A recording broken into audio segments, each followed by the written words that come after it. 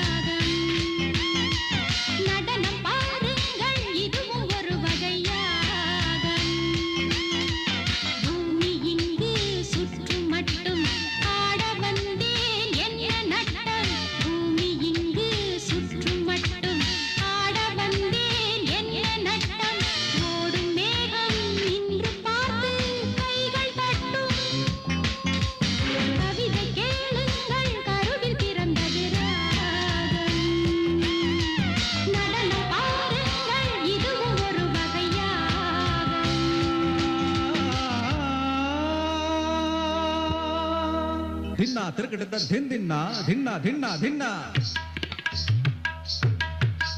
धिन्ना तिरकट धिन धिन्ना धिन्ना धिन्ना धिन्ना धिन्ना धिन्ना धिन तिरकट धिन धिन्ना नग धिन तिरकट धिन्ना धिन्ना धिन तिरकट धिन धिन्ना नग धिन तिरकट नग धिन तिरकट नग धिन तिरकट नग धिन तिरकट नग धिन तिरकट Dang dang da, dang dang da, dang dang da. நெற்றியன் பாட்டு சுதியும் விலகியதே பாதை சொல்லாமல் விதியும் விலகியதே கால நேரம் சேரவில்லை காதல் ரேகை கையில் இல்லை சாக போனேன் சாகவில்லை மூச்சு உண்டு வாழவில்லை வாய் திறந்தேன் வார்த்தை இல்லை கண் திறந்தேன் பார்வை இல்லை தனிமையே இளமையின் சோதனை இவள் மனம் புரியுமா இது விடுகதை கவிதை கேளுங்கள் கருவில் பிறந்தது ராகம் கவிதை கேளுங்கள் நடனம் பாருங்கள் Jagana jagana jam jam taka jagana jagana jam jam jagana jagana jam jam taka jagana jagana jam jam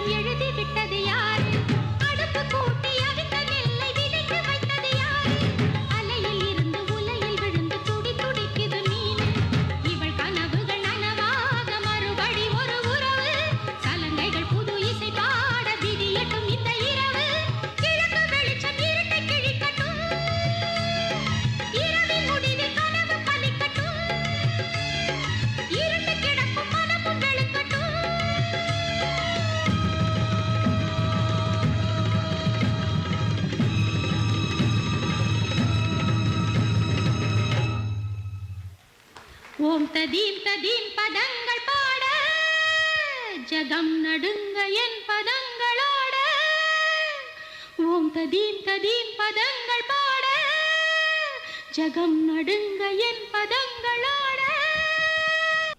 இந்த கவிதை நூலை பற்றி சிறப்பு பார்வை என்ற தலைப்பிலே இங்கே விமர்சனங்களை முன்வைக்க வந்திருப்பவர்கள் எழுத்தாளர். இவர் உங்கள் எல்லோருக்கும் தெரிந்தவர், இந்த ஊருக்கு சொந்தக்காரர் இனி என்ற இலக்கிய இணையதள சஞ்சிகையின் ஆசிரியர் சத்யதாஸ் அவர்கள். அடுத்து முரளிதாஸ், அவர் பலருக்கு ஒரு படப்பிடிப்பாளராகத்தான் தெரிவார்.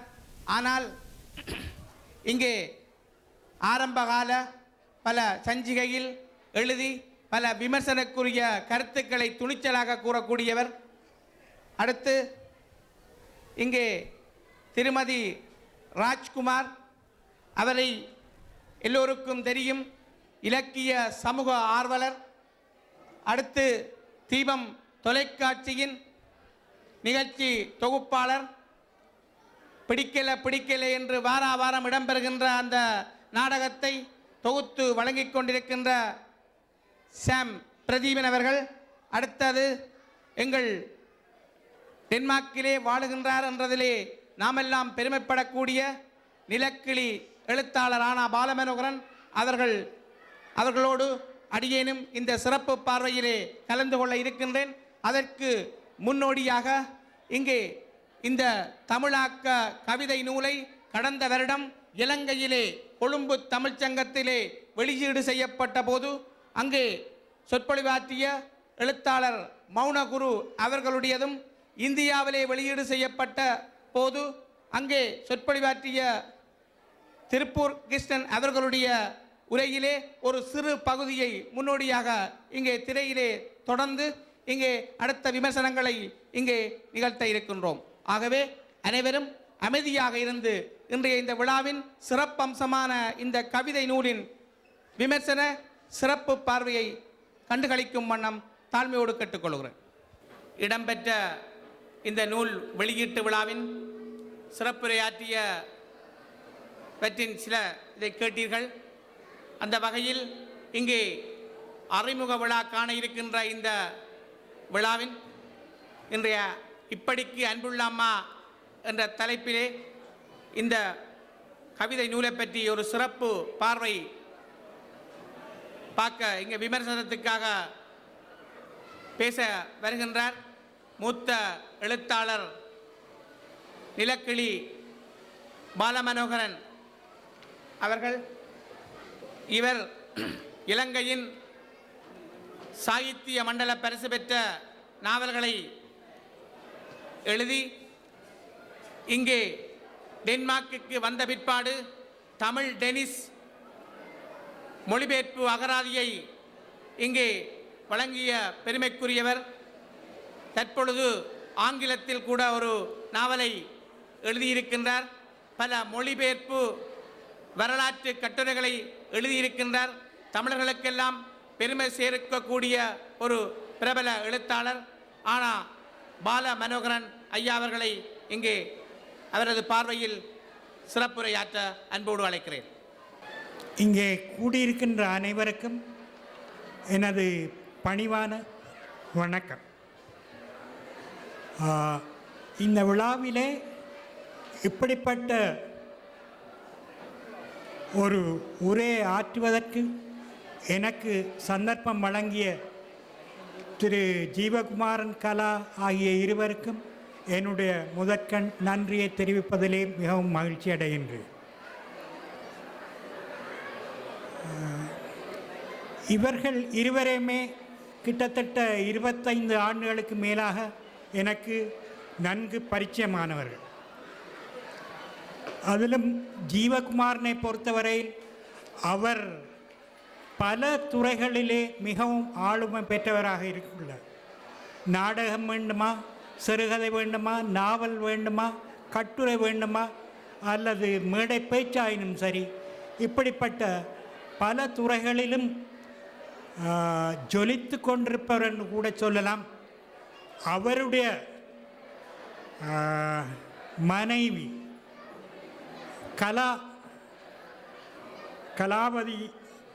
கலாநிதி அவர்கள் எழுதிய ஒரு அருமையான படைப்பை இந்த நேரத்திலே உங்கள் மத்தியில் அதை பற்றி சில வார்த்தைகள் பேச சந்தர்ப்பம் அளித்ததற்கு மீண்டும் நன்றி கூறுகின்றேன். இந்த தம்பதிகள்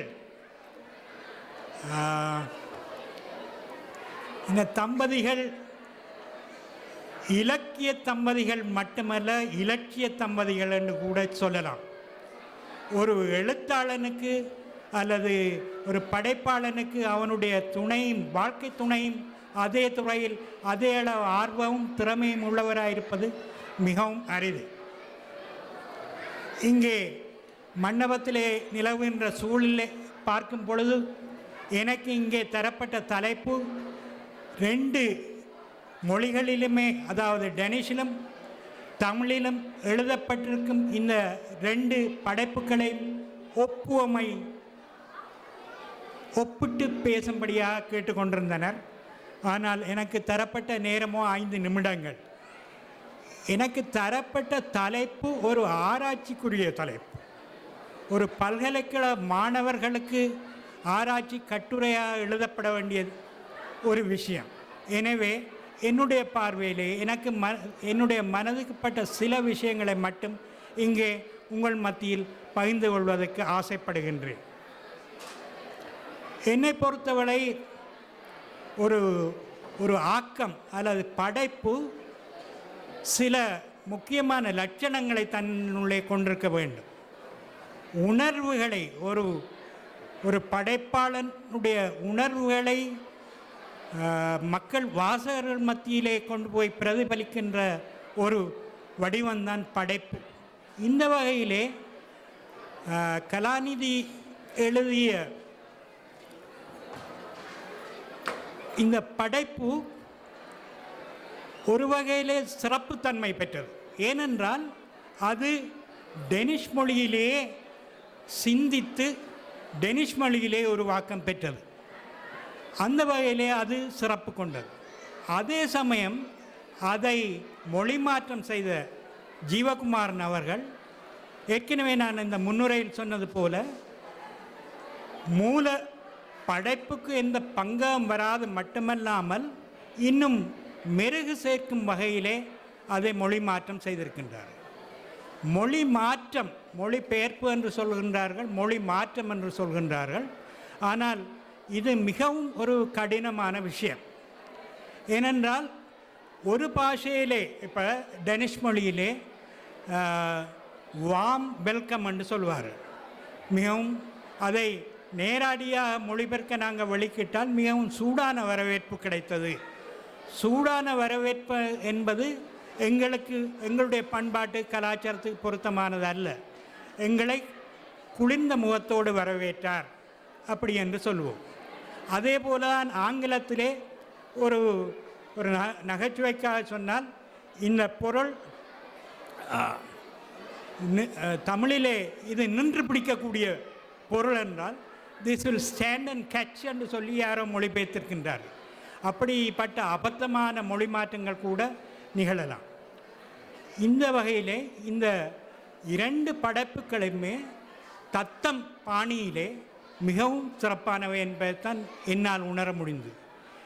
இந்த 2 ஆக்கங்களையுமே ஆராய்ந்து படித்து ஒன்றை ஒன்று ஒப்பிட்டு பேசுவதற்கு நிறைய நேரம் வேண்டும். அதற்கு உரிய களம் வேறு. அப்படிப்பட்ட ஆராய்ச்சி கட்டுரைகளை எங்களுடைய வளரும் சந்ததியினர் எழுதுவார்கள் என்ற ஒரு நம்பிக்கையோடு இருக்கின்றேன். பதிவு, ஒரு ரெக்கார்ட் ஆஃப் ஈவெண்ட்ஸ் என்று சொல்லுவார்கள் ஆங்கிலத்தில். இன்னும் ஒரு 50 ஆண்டுகளுக்கு பிறகு இங்கே டென்மார்க்கில் வாழும் எங்களுடைய இளம் சந்ததியினர், 4ஆம் 5ஆம் சந்ததியினர் அநேகமாக 50 ஆண்டுகளுக்கு முன்பு தங்களுடைய பெற்றோருடைய நாட்டிலே, தாயகத்திலே அந்த காலத்திலே என்ன நிகழ்ந்தது என்பதை அறிவதற்கும், அங்கிருந்து அகதிகளாக வந்து என்ன மாதிரி வாழ்க்கையை இங்கே ஆரம்பத்திலிருந்து, அதாவது வேறறுந்த பனைகளாக இங்கே கொண்டு வந்து நாட்டப்பட்டவர்கள் தான் நாங்கள். 25 ஒரு கால் நூற்றாண்டு சரித்திரம் இதுக்குள் அடங்கி இருக்கின்றது.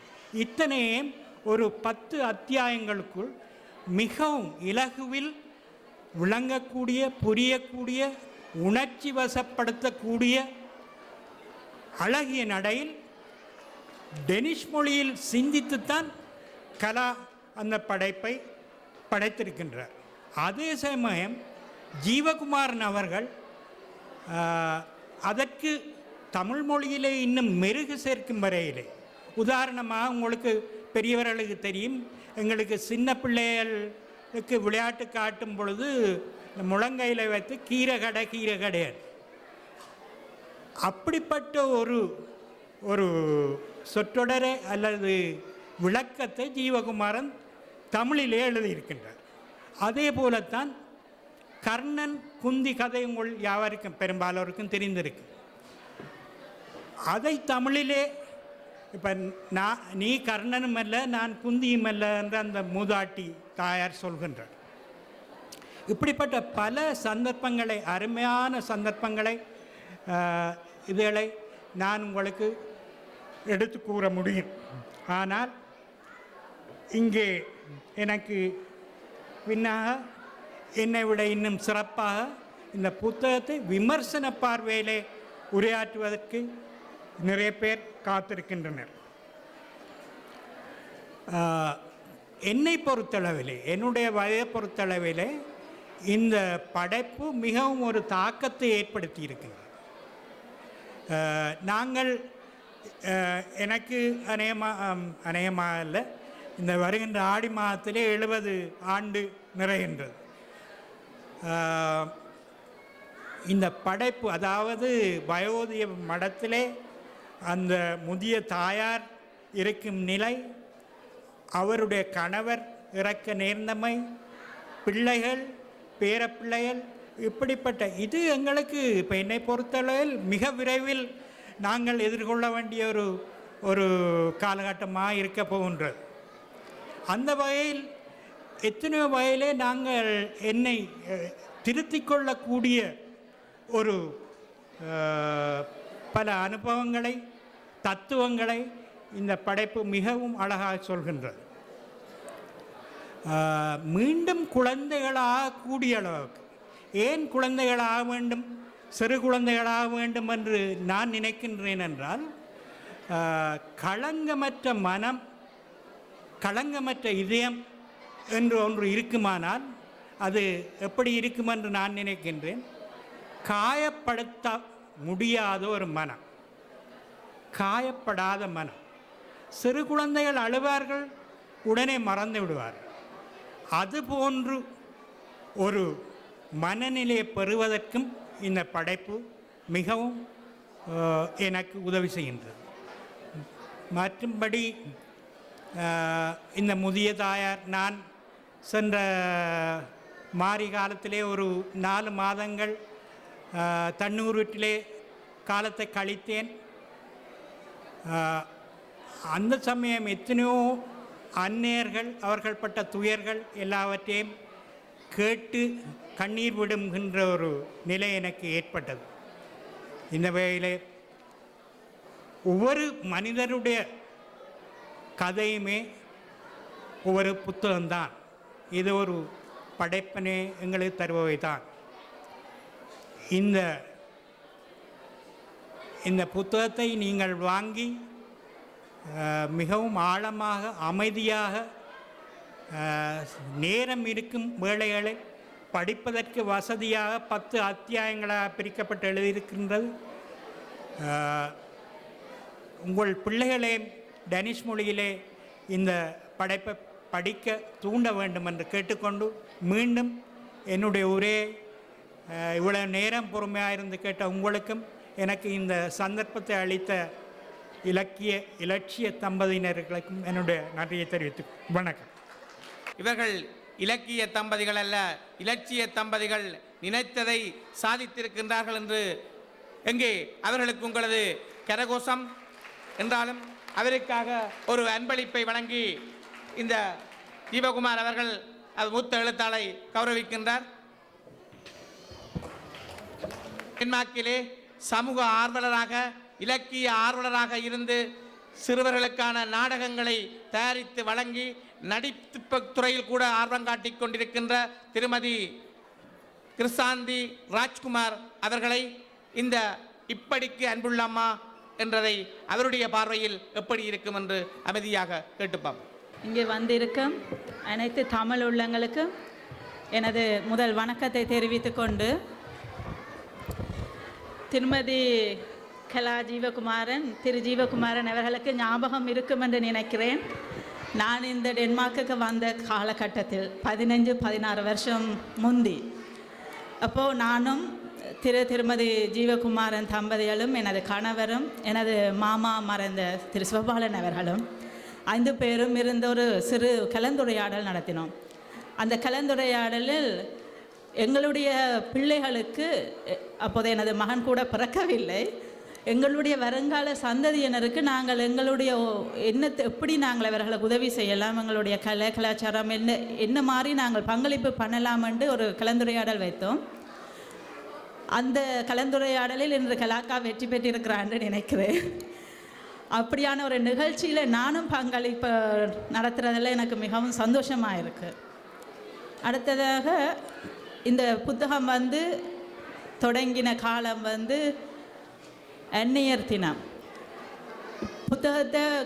புத்தகத்தில் அது சம்பந்தப்பட்ட விஷயமும் ஒரு தாயின் அன்பு எல்லாருக்கும் தெரியும். அதை விட ஒரு வேறு விஷயமே இல்லை. அப்படியான ஒரு முக்கியமான ஒரு கதாபாத்திரத்தை படைத்திருக்கின்றோம். அடுத்தது நீங்கள்லாம் நினைச்சிருப்பீங்கள், இங்கே அமர்ந்திருக்கும் பெரியவர்களுடன் எண்ணத்துக்கு வந்திருக்கிறாண்டு.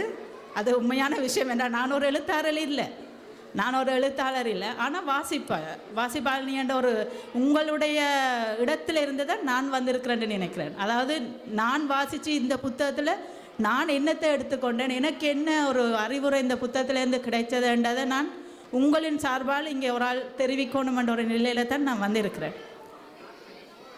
இப்படிக்கு அன்புள்ள அம்மா, இந்த நூலில் இந்த தாயின் சிந்தனையை வெளிப்படுத்துகிற நடை, அதில் வரும் சொற்பதங்கள், அவளின் பிறந்த மண்ணுக்குரிய பேச்சு பாணி, இப்போ ஜீவகுமாரன் நான் சொன்ன போல அந்த பேச்சு பாணி, அதுகளெல்லாம் ஒரு வயது போன ஒரு 90 வயது ஒரு மூதாட்டி எங்களுக்கு முன்னுக்கு இருந்து கதைக்கிற மாதிரியே இருக்குது. அவ்வளவுக்கு எங்களோட பேச்சு நடை மாதிரியே எழுதியிருக்கிறான். அடுத்ததாக அந்த ஒரு கடவுள், அந்த கண்ணன் அந்த யசோ அம்மாவை பார்த்து வாழ்க்கையை வாழ், ஆனந்தமாயிரு, பலமாயிரு, நீ கோலை இல்லை என்று ஒவ்வொரு வசனம் சொல்கிற இதுவும் நாங்கள் எவ்வளவோ கஷ்டம், ஒவ்வொரு நாளும் கஷ்டப்பட்டுத்தான் போராடித்தான் வாழ்ந்து கொண்டிருக்கோம். அப்படியான ஒரு போராட்டத்தில் சிக்கி தவிச்சு கொண்டிருக்கிற எங்களுக்கு ஒரு அருமருந்தான அறிவுரையாக அது அமைந்திருக்குது. இப்படி ஒரு கண்ணன் சொல்ல எங்களுக்கு வர்ற போராட்டங்களை நாங்கள் வெற்றி பெற்று முன்னேறி கொண்டு போகிறதுக்கு ஒரு நல்ல ஒரு உதாரணமாக அமைஞ்சிருக்கு. அடுத்ததாக இதில் வரும் அந்த அம்மா தான் பிறந்த நாடான இலங்கையையும் இங்கு வாழ்ந்து கொண்டிருக்கிற டென்மார்க் நாட்டையையும் ஒட்டு கதைச்சிருக்கிறார். இப்போ இந்த நாட்டில் என்ன நன்மை, என்ன மாதிரி இருக்குது காலநிலை, உதாரணமாக காலநிலை 4 விதமான காலநிலையையும் இங்கே புத்தகத்தில் எழுதியிருக்கிற அந்த 4 விதமான காலநிலையும் வெளியில் நாங்கள் எப்படி பார்த்தா எப்படி இருக்கும், இலையுதிர் காலம், இலைத்துளிர் காலம், கோடை காலம், குளிர்காலம், அந்த 4 விதமான காலநிலையும் எப்படி இருக்குமென்றதை அந்த மாதிரி அற்புதமாக விவரிச்சிருக்கிறார். இந்த ஒரு டென்மார்க் நாட்டில் இல்லாத ஒரு இலங்கையிலேயோ இந்தியாவிலேயோ இருக்கிற ஆட்கள் இந்த புத்தகத்தை வாசிக்கும் போது இப்படித்தான் இருக்கும், இந்த காலநிலைகள் இப்படித்தான் இருக்கும் என்று நல்ல தெளிவாக புரிந்து கொள்ளக்கூடியதாக இருக்குது. அடுத்தது ஒரு வசனம், அது ஜீவா அண்ணாவே சொன்னது போல் அன்றைக்கி நான் ஜீவானோட கதை கேட்கி அந்த வசனத்தை விவரிச்சினான். கிணத்துல மொண்டு தண்ணி ஊற்றினான். அது ஒரு இனியில்ன்ற ஒரு சந்தோஷம். நான் கிராம பக்கத்தில் இருந்து வாழ்கிற அந்த பெறையில் என்றாலும் எங்களோட வீட்டில் கிணறு இருந்தது, அது தெரியும். அந்த கிணறுல குளிக்கிற ஒரு சந்தோஷம். ஏன்னா சின்ன வயசில் மோட்டர் நின்றுச்சுன்னா பெரிய சந்தோஷமாக இருக்குது, வேணா கிணறுல குளிக்கலாம்னு, அது ஒரு பெரிய ஒரு சந்தோஷம். இந்த கிணறுல குளிக்கிறத விட அந்த கிணறு துப்புரவாக்குவாங்க பாருங்க, அது அன்றைக்கு முழுக்க கிணத்துக்கு பக்கத்துலேயே நிற்கலாம், அதை துப்புரவாக்கி செய்து முடிய வரைக்கும் அவ்வளோ ஒரு சந்தோஷம். அந்த ஒரு சந்தோஷமான ஒரு சின்ன சின்ன விஷயங்களும் எங்களோட பிள்ளைகளுக்கு கிடைச்சது இல்லை. ஆனால் இந்த புத்தகத்தை படிக்கும் போது இப்படித்தான் இருக்குமென்ற ஒரு நினைப்பு வரும். அடுத்தது மாங்காய், அதை யாருமே சாப்பிடாதாக்களே இருக்க மாட்டீங்க. மாங்காயை அந்த குத்தி உடைச்சி சாப்பிடணும். அது எல்லாரும் அனுபவிச்ச ஒரு சொல்லு. எல்லாரும் அங்கே இருந்து பிறந்து வளர்ந்தாக்க யாருமே அப்படி சாப்பிட்ருப்பாங்க. அந்த ஒவ்வொன்றும் தான் அனுபவிச்ச தான் சுவப்பட்ட தான் சந்தோஷப்பட்ட எல்லா ஒரு விஷயமும் இந்த புத்தகத்தில் அடங்கி இருக்குது. அடுத்ததாக ஒரு வயது போன தாய் வந்து அந்த வயது மடத்தில் இருக்கேக்க அவள் வந்து அந்த நேரம் தான் எங்களுக்கு ஆறுதலான நேரம். இப்போ நாங்கள் எல்லாம் நேரத்தோடு ஓடிக்கொண்டு இருக்கிறோம். இப்போ திரும்பி பார்க்கக்கூட நேரம் இல்லை. ஆனால் அந்த ஆறுதலான ஒரு 90 வயதில் ஒரு வயது மடத்தில் இருக்கேக்க தான் பழசு நாங்கள் என்ன பிள்ளை செய்தோம், எப்படி திருத்தி கொள்ளலாம் என்ற ஒரு நினைப்பு வருது. இப்போ பாலமனவர் நாங்கள் சொன்ன மாதிரி தனக்கு நாள் கிட்டிட்டுது தான் யோசிக்கிறேன். அவர் இப்போ தான் யோசிக்கிறேன். நாங்கள் இந்த புத்தகம் வாசிக்க தொடங்கினதுலேருந்தே யோசிக்க தொடங்கிட்டேன். ஏனெண்டா எனக்கும் எனது கணவருக்கும் ஒரு சில கருத்து வேறுபாடு இருக்குது. ஏன்னா நான் சொல்லுவேன் வந்து பிள்ளைகள் வந்து என்னோடய பிள்ளைகள் கல்யாணம் கட்டி பிள்ளைண்டு ஒரு குடும்பம் மட்டும் போனாலும் நான் பிள்ளைகளோடு தான் இருப்பேன் என்று சொல்லுவேன். ஆனால் என்னோட கணவர் வந்து பெருந்தன்மையாக சொல்லுவார், இல்லை நாங்கள் தனியாக இருக்கணும், இல்லாட்டிக்கு நான் வயசு போனால் பிள்ளையும் போயிடுவேன் அப்படின்னு. ஆனால் இந்த புத்தகம் வாசித்த பிறகு நான் வந்து என்னுடைய கருத்தை மாற்றிக்கொண்டேன். அது உண்மையாக என்ன நான் நல்லா மாற்றிக்கொண்டேன். ஏன்னா அந்த யசோம்மா சொல்கிறாயா எவ்வளவோ நல்லவா, எவ்வளவு தாய் பாசம் இருக்கிற ஒரு யசோம்மா, அவள் போய் அந்த பிளாயமில் இருக்கேக்க யோசிக்கிறா, நான் பிழை செய்துட்டேனோ அல்லது நான் கூட உரிமை எடுத்துட்டேனோ அல்லது அந்த மருமகளோடு நான் கொஞ்சம் ஒரு மாறி கொண்டு நடத்திருக்கலாமோ, என்னில் எவ்வளவு பற்றுள்ளது என்னுடைய மகனே அந்த என்னோட கோபம் வர்ற அளவுக்கு நான் நடந்துட்டேனே என்று பிறகு யோசிக்கிறேன். அந்த யசோமாண்ட அளவில் 90 வயசில் நான் யோசிக்காமல் இப்போவே என்ன மாற்றிக்கொண்டேன். இந்த புத்தகம் அவ்வளவுக்கு எல்லாருக்கும் வாசிக்கிற எல்லாருக்கும் தங்களுடைய கருத்துக்களை மாற்றிக்கொள்ள மிகவும் உதவி செய்யும். அடுத்ததாக இந்த வயது போனவர்கள் வந்து தங்களுடைய உடல் அவயவங்களோட ஒவ்வொரு நாளுமே போட்டி தான். கை இப்படி செய்யணும்னு நினைப்பாங்க, அந்த கை வராது. காலை அசைக்கணும்னு நினைப்பாங்க, கால் வராது. அந்த அப்படியான ஒரு போட்டியிலையும் அவர்கள் வந்து இப்போத்த இருக்கிற கம்ப்யூட்டரை யோகம் கைத்தொலைபேசியலோ அதுகளை என்ன மாதிரி இயக்குகிறார்கள், எப்படி பாவிக்கிறார்கள் என்றது ஒவ்வொரு வயது போனவர்களும். இப்போ உதாரணத்துக்கு என்னுடைய அம்மாவை எடுத்தால், என்னுடைய அம்மா வந்து இந்தியாவில் இருக்கிறா, என்னோடய அக்காவோட தான் இருக்கிறா. ஆனால் என்னுடைய அக்காவுக்கு தெரிந்ததை விட எங்களுடைய அம்மாவுக்கு வந்து நிறைய விஷயம் தெரியும் கைத்தொலைபேசி இயக்கிறதுக்கு. ஏனெண்டா அவளுக்கு பிள்ளைகளோட கதைக்க வேணும், பிள்ளைகளுக்கு எஸ்எம்எஸ் அனுப்பணும், பிள்ளைகளோட மெயில் பார்க்கணுமென்ற இதில் அந்த ஒரு ஆர்வத்தில் எங்களோட வயது வந்தவர்கள் வந்து கூட அதை பழகிக்கொள்கிறார்கள். சின்ன வயசுலேயே பழகாத ஆக்கள் எல்லாம் இப்போ வந்து மெயில் அனுப்புகிறாங்க, எஸ்எம்எஸ் அனுப்புகிறாங்க, ஃபேஸ்புக்கில் போய் சொந்தங்கள் தேடுறாங்க. உண்மை, எல்லா விஷயமே உண்மை தான். இதையும் கற்பனையாக எழுதவே இல்லைன்னு நான் நினைக்கிறேன். கலாக்கா வந்து எந்த ஒரு விஷயமும் கற்பனையில் எல்லாமே தான் அனுபவிச்சேன் இல்லாட்டியும் சில விஷயங்கள் எல்லாமே நடக்கிற உண்மை. அடுத்தது எங்களை நாட்டு பிரச்சனை, என்ன நாட்டில் உள்ள பிரச்சனையில் அப்படியே நாங்கள் அந்த பிரச்சனையில் அனுபவிக்காத பிள்ளைகள் கூட நேரம் அந்த பிரச்சனையை பார்த்த ஒரு உணர்வு வரும். எப்படி போராடின போர் நேரங்களில் அந்த குண்டு வெடிப்பில் எவ்வளவு இழப்புகள், எவ்வளவு உயிரிழப்புகள் எல்லாம் நடந்தது, சேதங்கள் நடந்ததுன்றது அப்படியே நேர கண் முன்னாலேயே அதை கொண்டு வரும். இப்போவும் அதை வாசித்தா நான் வந்து இந்த புத்தகம் எனக்கு கிடைச்ச நேரத்துலேருந்து நான் என்னுடைய வேலை இடத்துல எனக்கு கிடைக்கிற இடைவேளை நேரத்தில் வாசிக்கிறேன்.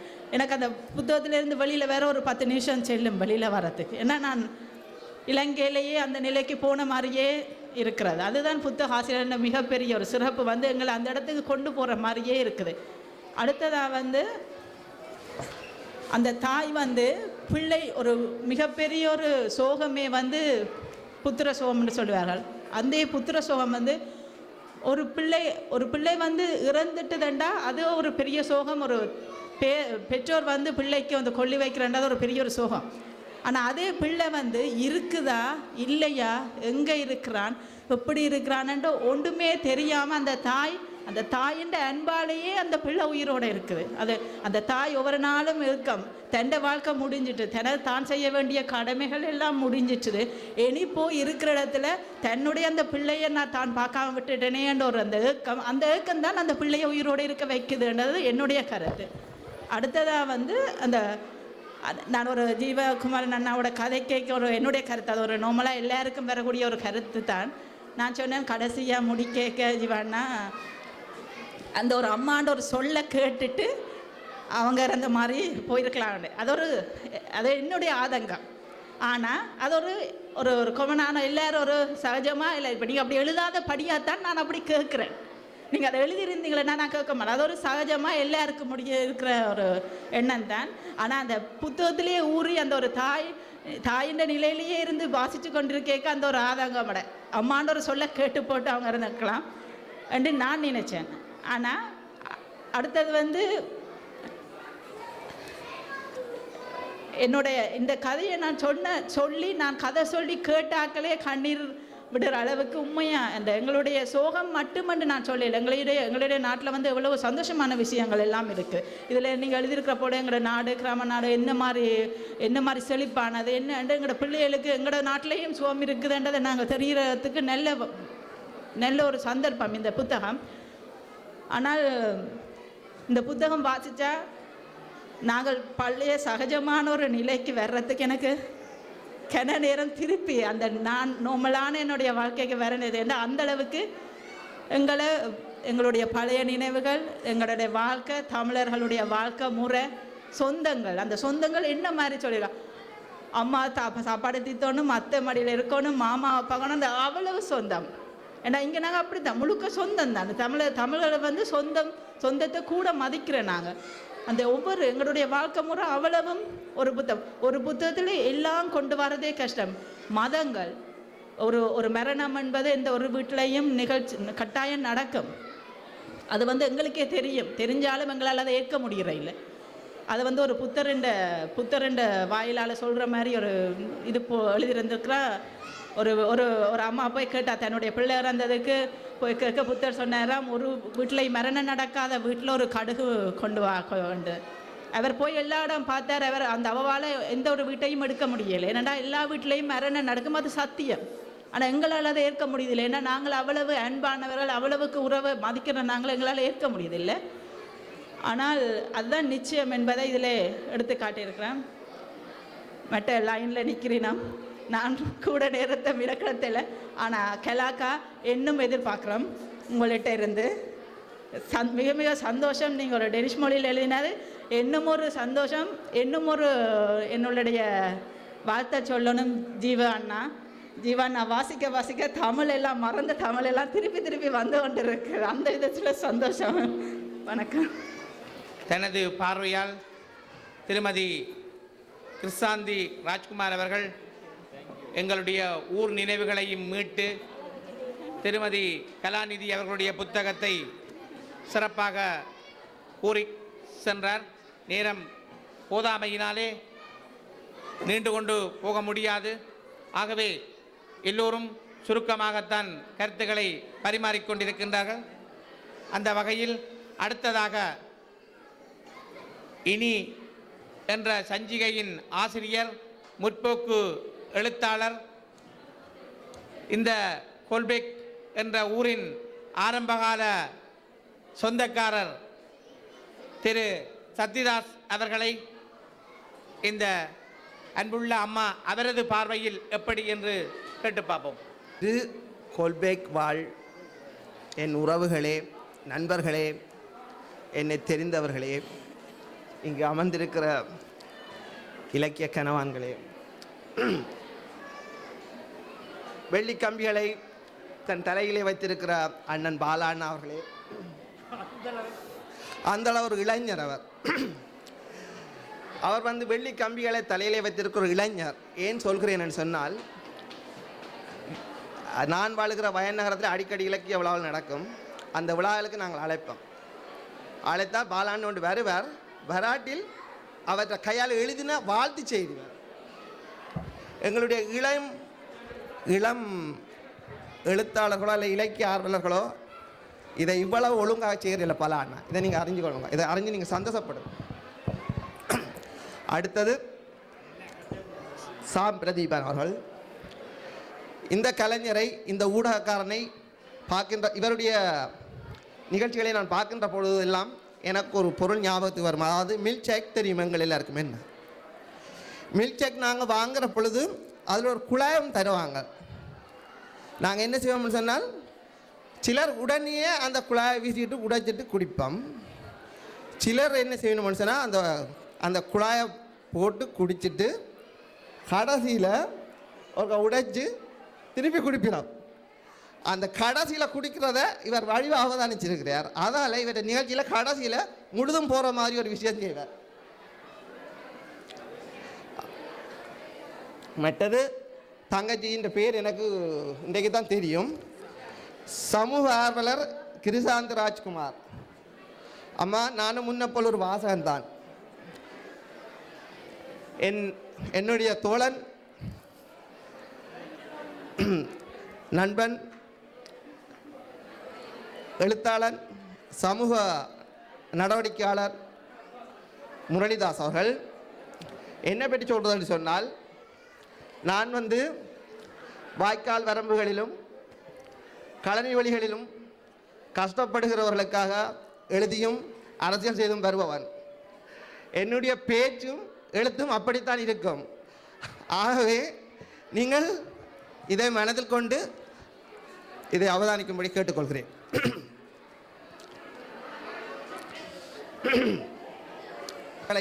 ஒரு சீரியஸான இலக்கிய கூட்டத்தையும் சந்தித்தவுடன் எனக்கு முன்னால் நின்ற ஒரு விஷயம், ஒரு தோட்டம், அண்ணன் முல்லவுரான் அவர்கள். அவருடைய எச்சத்தை இந்த மேடையில் பார்த்ததும், கௌசியை பார்த்ததும் எனக்கு அந்த குறை தீர்ந்தது. இப்போ நான் படப்பாளிகள் கலாக்காரனுக்கு அவருக்கும் ஜீவாண்டைக்கும் எனக்கான உறவுகளை சொல்லாமல் நினைக்கிறேன். 87களில் இப்படி ஒரு இலக்கிய விழா அண்ணன் முல்லையூரான் அவர்கள், கவிதாயினி கலாநிதி அவர்கள், மற்றது பண்டிதர் மற்ற பேர் எனக்கு வருது இல்லைன்னா இங்கே தான் வாழ்ந்தார் பாரதி பாலன் அவர்கள், மற்றது காணாமல் போன ஒருவர், இவைகளெல்லாம் ஒரு கவிதை நிகழ்ச்சி.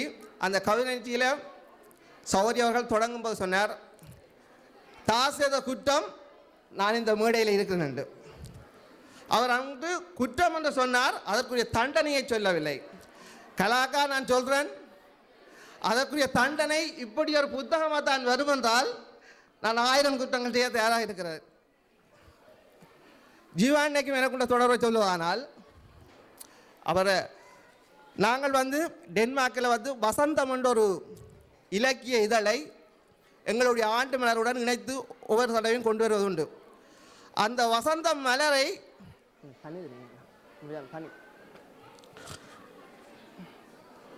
அந்த வசந்தம் மலரை யாராவது சேமித்து வைத்திருப்பீர்களானால் அதனுடைய உருவம் சார்ந்த ஒரு வளர்ச்சி தெரியும்.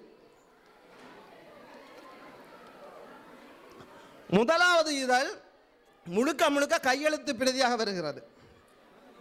அடுத்த இதழ் கொஞ்ச பகுதிகள் தட்டெழுத்தில் எழுதப்பட்டு வருகிறது. பின்பு பார்த்தீங்கன்னா கணனியில் எழுதப்பட்டு வருகிறது. அந்த கையெழுத்து பிரதியில் வந்ததை பார்த்துட்டு ஜீவான முதல் கூட்டத்தில் என்னை சந்திக்கிறார்.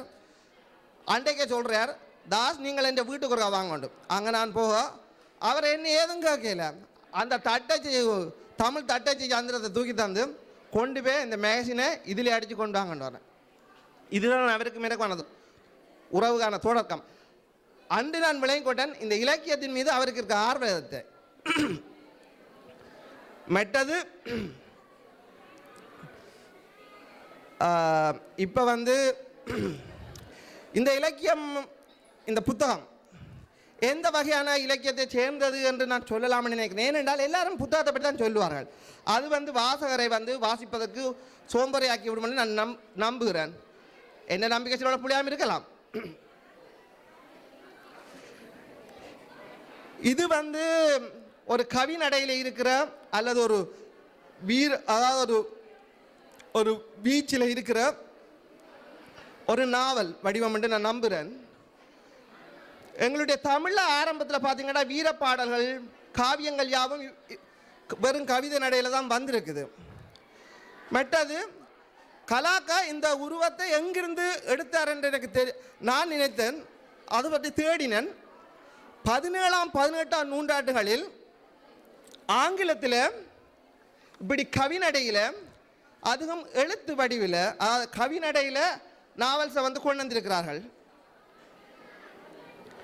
யோன் வால்பாங் வென் கோத்தே என்றவர் பாலானாக்கு இதில் வாசிட்டு நம்புகிறேன். மற்றது ஜெர்மனியை சேர்ந்த கோத்தான்றவர், மற்றது எங்கிட்ட டென்மார்க்கை சேர்ந்த தோமாசினி குலரபர்க் என்றவா. இவங்க எல்லாம் வந்து ஏன் இந்த நாவல் இது வந்து நாவலை வந்து இந்த மேற்குலகில் சொல்லுவாங்க ரொமேன்னு சொல்லி. நாவல் வடிவத்தினுடைய மூலப்பொருட்கள் அதனுடைய மூலப்பொருள் முதல் வந்து அதனுடைய உள்பொருள் வந்து முதல் காதலாகத்தான் இருந்தது. அதால் அவங்க ரொமேன் என்று சொல்லுவாங்க. ஆனால் எங்கிட்ட தமிழில் தான் நாங்கள் அதை நாவல் என்றோம். அவங்க வந்து சிறுகதையை தான் நொவேல் என்னுவாங்க. அடுத்து இந்த தமிழில் வந்து இப்படி கடித வடிவில் படப்பிலக்கியங்களை கொண்டவர்கள் யார் என்று நான் பார்க்குறேன். அப்போ மூனாவானா அண்ணாதுரை அறிஞர் அண்ணாதுரை போன்றவர்கள் வருகிறார்கள். பாரதிதாசன் கூட கடித வடிவில் இலக்கியங்களை கொண்டு வந்திருக்கிறார். இப்போ அண்மையில் இதே வடிவில் தமிழ்நதி அவர்கள் காணல் வரி என்ற ஒரு படைப்பை கொண்டு வந்திருக்கிறார். அதுக்கு அங்கால போய்க்க வந்து இந்த படைப்பினுடைய மொழியை பற்றி நான் சொல்ல வேண்டும். அதாவது இன்டலெக்சுவலாக பாவிக்கிற அந்த இஸ்பிரண்ட் என்று சொல்லப்படுகின்ற அதாவது சேன்கோப் அவர்கள் பாவித்த அந்த வித்துவ காய்ச்சல் இல்லாமல் மிக எளிய நடையில் இந்த படைப்பு அமைந்திருக்குது. அதாவது நான் குயிலோசையில் கண்ட நவீனத்தை அதே நடையில் இவர் இதை மொழிபெயர்ப்பு செய்திருக்கிறார். இந்த படைப்பை வாசகரிடம் எப்படி கொண்டு செல்ல வேணும் என்று எப்படி கொண்டு செல்ல போகிறார் என்று நான் யோசித்த போது அதுக்கு இப்படி ஒரு கலை விழா தேவைப்பட்டிருக்குது அவருக்கு. கீப் இட் அப் ஜீவான. மற்ற இந்த படைப்பை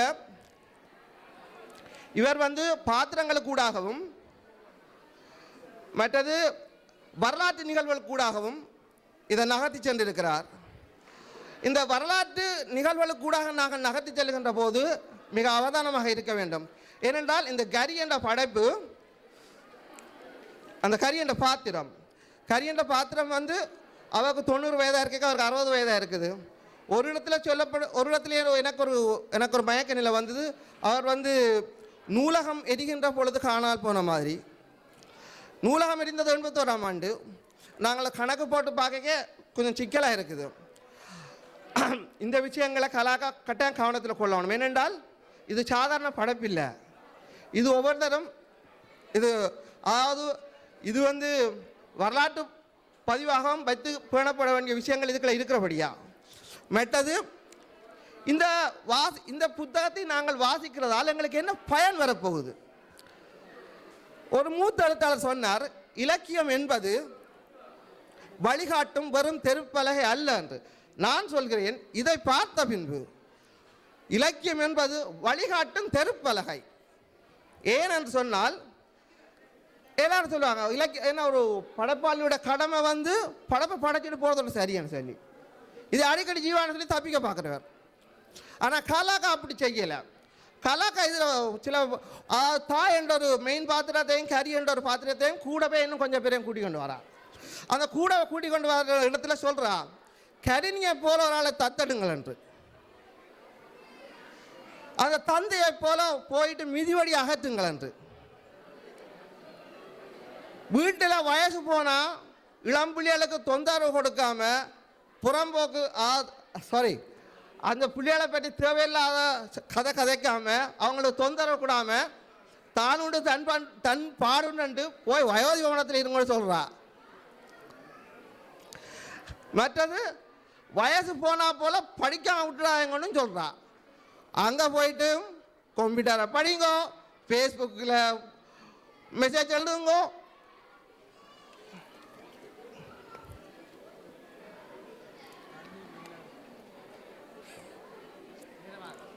ஓமம் கவனத்தில் எடுக்கிறார். இதுக்கு நேரமாக தான். மற்ற இந்த புத்தக வடிவமைப்பை பற்றியும் சொல்ல வேணும். எழுத்தின் அளவு, தரமான பேப்பர், நல்ல திறமான அட்டைப்படம் அச்சாவேல கீபிடாப் மற்றது இதில் எல்லாம் எனக்கு பிடிச்சது ஜீவாண்ண இந்த படங்கள் எல்லாம் பொருத்தமாக தான் போட்டிருக்கிறீங்க. ஆனால் இன்டர்நெட்டில் எடுத்த படங்கள்னு தெரியுது. என்னென்றால் இந்த படத்துக்கும் பாத்திரங்களுக்கும் சில இடத்துல ஒத்து போயில்லை. கருப்பு தோல் வர இடத்துல இருந்தால் வெள்ளை தோல் வருது. அந்த விஷயங்களை கொஞ்சம் கவனத்தில் இடுங்க. மற்றது இந்த எழுத்தாளர்கள் சாதாரண ஆக்கள் இல்லை, மரபினை மாற்றி போடுவாங்க. எப்படின்னு சொன்னால் கண்கண்ட தெய்வம் உண்டு எங்களுடைய ஆக்கள் யாரை சொல்லிவினோம்னு சொன்னால் உங்களை சொல்லி அப்படி பேக்காடுறவங்க நீங்கள் அதை நீங்கள் நம்பிக்கொண்டு நீங்களும் பார்த்தான் சரிங்க. புருஷனை பார்த்து சொல்லுவாங்க கண்கண்ட தெய்வம் உண்டு, இல்லைன்னா அப்பனை பார்த்து சொல்லுவாங்க. ஆனால் இவ கடவுளை பார்த்து சொல்கிறா கண்கண்ட தெய்வம் உண்டு. அப்படி யாருமே சொல்கிறேன் எனக்கு தெரியும். என்னடா கடவுளை ஒருத்தரும் காட்டல, அது என்ன பாலாண்ணா கண்கண்ட தெய்வம் உண்டு மிக அழகாக சொல்கிறா. புத்தகம் முழுவதும் இந்த புத்தகம் முழுவதும் பார்த்தீங்கன்னா சாவின் நெடிலும் அவலச்சுவையும் அப்படியே தெளிக்கப்பட்டிருக்கு.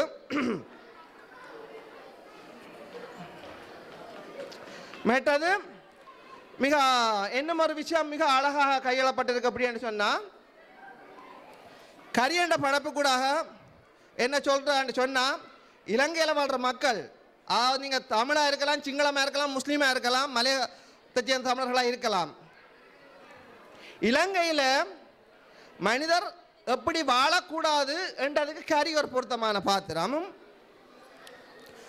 அந்த யசோ அம்மா டென்மார்க்கில் எப்படி வாழலாம் என்றதுக்கு ஒரு பொருத்தமான பாத்திரமாக அமைந்திருக்குது. இந்த இடத்துல கை தட்டணும் அப்பா, கேட்டுன்னு தட்டுறாங்க இல்லை. அருமையாக ஆரம்பத்திலே கலாநிதி ஜீவகுமாரன் அவர்களுடைய தொடர்பாடலோடு ஆரம்பித்து சுவையாக பேசி முடித்து அமர்ந்திருக்கின்றார்.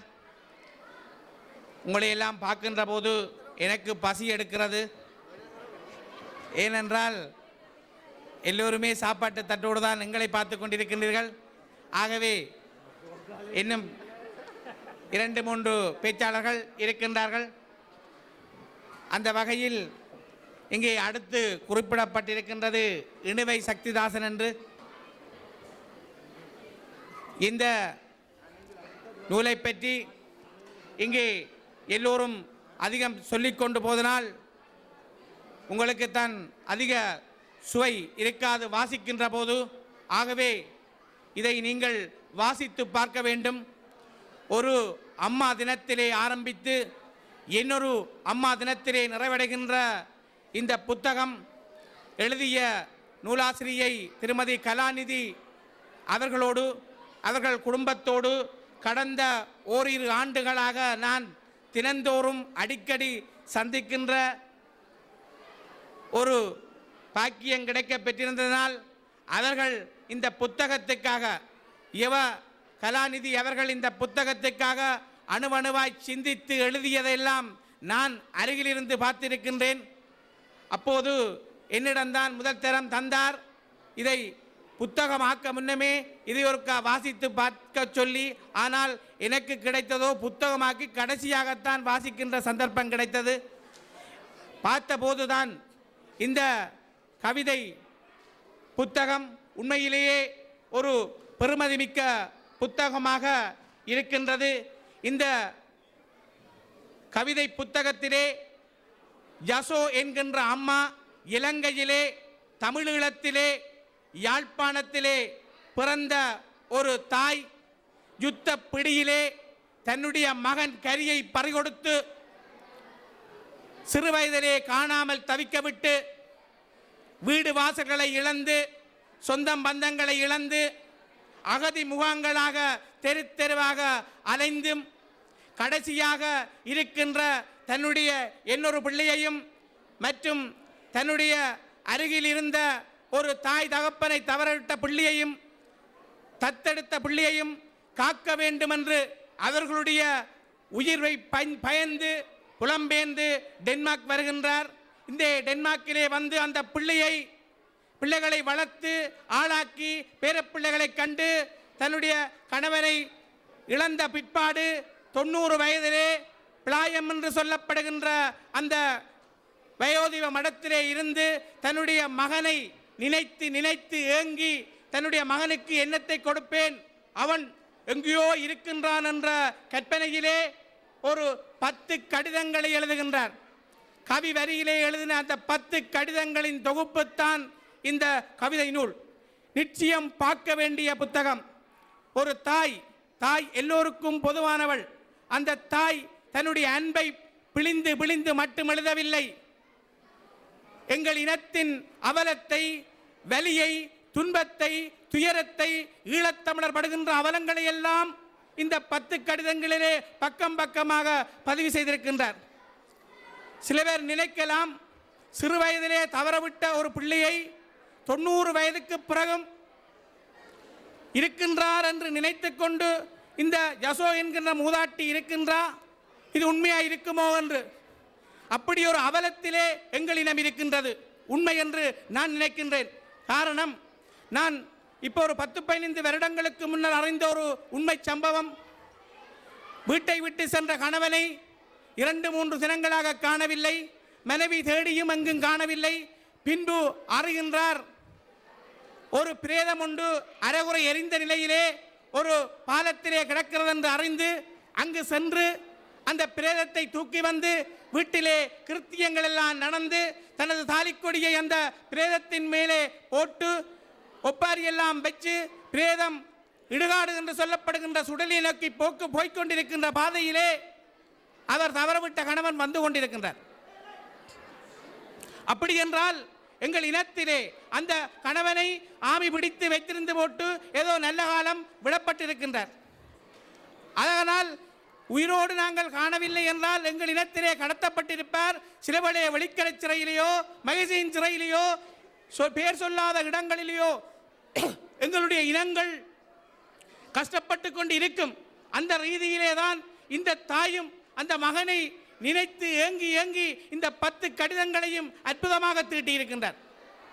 அந்த 10 கடிதங்களையும் தீட்டி ஒரு அற்புத படைப்பாக இங்கே காட்டியிருக்கின்றார். ஆகவே இது உண்மையிலே எல்லோரும் படிக்க வேண்டிய புத்தகம். இதை தமிழ் மொழியிலே அருமையாக முள்ளிலிருந்து சேலையை எடுப்பது போன்று முள்ளும் குத்தாமல் சேலையும் கிழியாமல் களத்தெடுக்கப்பட்டிருக்கின்றது. தமிழ் வாசகர்களின் ரசனை கருதி மெருகூடப்பட்டிருக்கின்றது.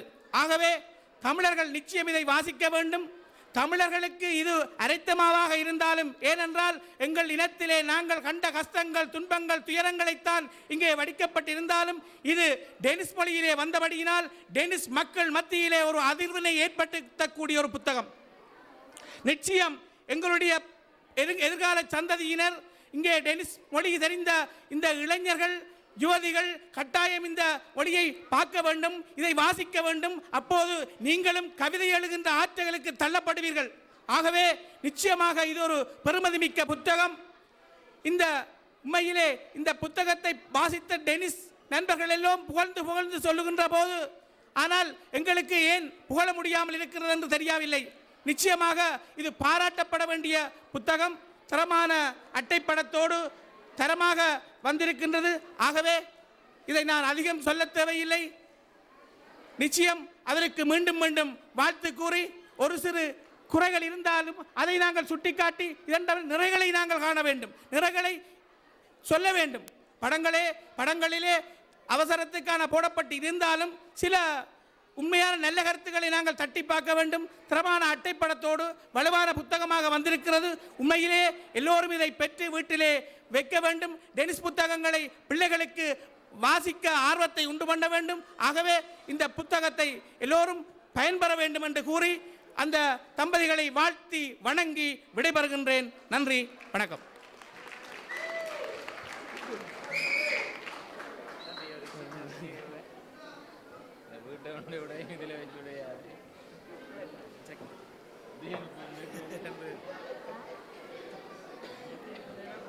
அடுத்ததாக எமது முரளிதாஸ் அவர்கள் இங்கே இந்த பார்வையை பற்றி சிறப்பு ஆற்றி இருக்கின்றார். அவருடைய விமர்சனங்கள் என்றால் உண்மையிலே கேட்கக்கூடிய விமர்சனமாக இருக்கும். தீபத்திலே வருகின்ற பிடிக்கல நாடகத்தை பார்க்கின்ற மாதிரி இவருடைய ஆரம்பகால எழுத்துக்கள் இருந்தது சஞ்சிகைகளே. இவர் இப்போது கொஞ்ச காலமாக எழுதாமல் இருக்கின்றார். ஆகவே இங்கே பிடிக்கல உருவாத்துக்கான கருவான சாம்பிரதீபனும் இருக்கின்றார். ஆகவே 2 பேச்சாளர்கள் இங்கே இருக்கின்றார்கள். முரளிதாஸ் அவர்களை அன்போடு அழைக்கின்றேன். ஒரு நீண்ட கால இடைவெளிக்கு பின்னர் இப்படி ஒரு மக்கள் தொகையை,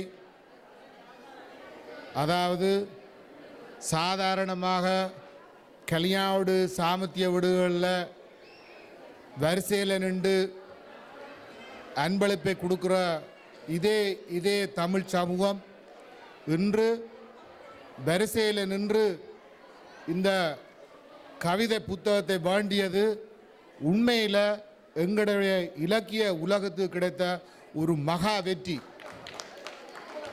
அது மட்டுமல்ல, நீங்கள் கதைத்து கொண்டிருந்தாலும் இந்த விழாவில் இவ்வளவு பேரும் வந்திருக்கிறீர்கள் என்றது ஒரு பெரிய ஆச்சரியத்துக்குரிய விஷயம்.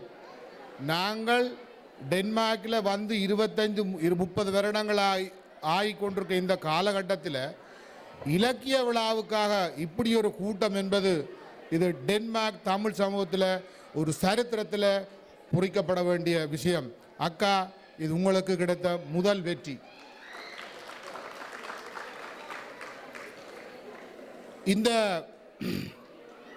புத்தகத்தை விமர்சிப்பதற்கு முதல் உண்மையில் கலாநிதி என்ற ஒரு பேரை உங்களுக்கு பிறந்தவுடனே உங்களுடைய அம்மா அப்பா சூட்டி விட்டார்கள். உண்மையிலே நீங்கள் ஒரு கலாநிதி தான். இதில் உள்ள வெற்றி என்னென்றால், இதில் உள்ள சந்தோஷம் என்னென்றால், அந்த பேர் கணவனுக்குத்தான் இப்போ பேர். ஏனென்றால் பார்ப்பவர்கள் ரசிப்பவர்கள் எல்லாரும் நினைக்கிறார்கள் கலாநிதி ஜீவகுமாரன் தான் எழுதியிருக்கிறார் என்று சொல்லி. அதாவது கலாநிதி என்று நீங்கள் இல்லாமல் கலாநிதி பட்டம் பெற்ற ஜீவகுமாரன் தான் இந்த புத்தகத்தை எழுதினார் என்று சொல்லி கனவே நினைக்கிறார்கள். ஆனால் இளவரசிக்கு ஏற்ற குமாரன் கிடைத்தது போல நீங்கள் 2 பேரும் சேர்ந்திருந்ததால் இந்த வெற்றி இந்த தமிழ் சமூகத்துக்கும் கிடைத்திருக்கிறது என்றதை என்னுடைய முதல் வாழ்த்தா நான் உங்களுக்கு சொல்ல வருகிறேன். கிட்டத்தட்ட ஒரு 2 கிழமைக்கு முதல் இந்த புத்தகம் என்னுடைய கையில் கிடைத்த பொழுது நான் உடனே வாசிக்கவில்லை. அன்று என்றென்றும் ராஜா என்ற ஒரு இளையராஜாவினுடைய இசை நிகழ்ச்சி டிவியில் ஒளிபரப்பானது. அதை பார்த்து ரசித்து அதுக்குள்ளே மூழ்கி அழுது குழம்பி போயிருந்த அதே மனநிலையில் தான் இந்த அன்புள்ள அம்மா என்ற புத்தகத்தை நான் வாசித்தேன். என்னடா புத்தக விழாவில் இளையராஜா பற்றி சொல்ல நீங்கள் நினைக்கலாம். ஆனால் நான் இளமையாய் டீனேஜ் காலங்களில் இருந்த காலங்களில் வெளிவந்த அந்த பாடல்களை பாடிய பொழுது கேட்ட பொழுது நான் இங்கே வாழ்ந்த காலகட்டங்களும் இதை படித்த பொழுது ஏற்பட்ட மனநிலையும் எனக்கு ஒரே மாதிரியாக இருந்தது. உண்மையிலே அந்த நிலையிலிருந்து நான் விடுபட மிகவும் கஷ்டப்பட்டேன் நான். அதாவது இளையராஜனுடைய அந்த காலத்து பாடல்கள் எனது மனதை எப்படி பாதித்து என்னை எப்படி துன்புறுத்தியதோ அதே போல இந்த சகோதரி குறிப்பிட்டது போல இந்த கவிதை நூலை வாசித்து விட்டு அதிலிருந்து மீளுவதற்கு எனக்கு கன நாட்கள் எடுத்தது.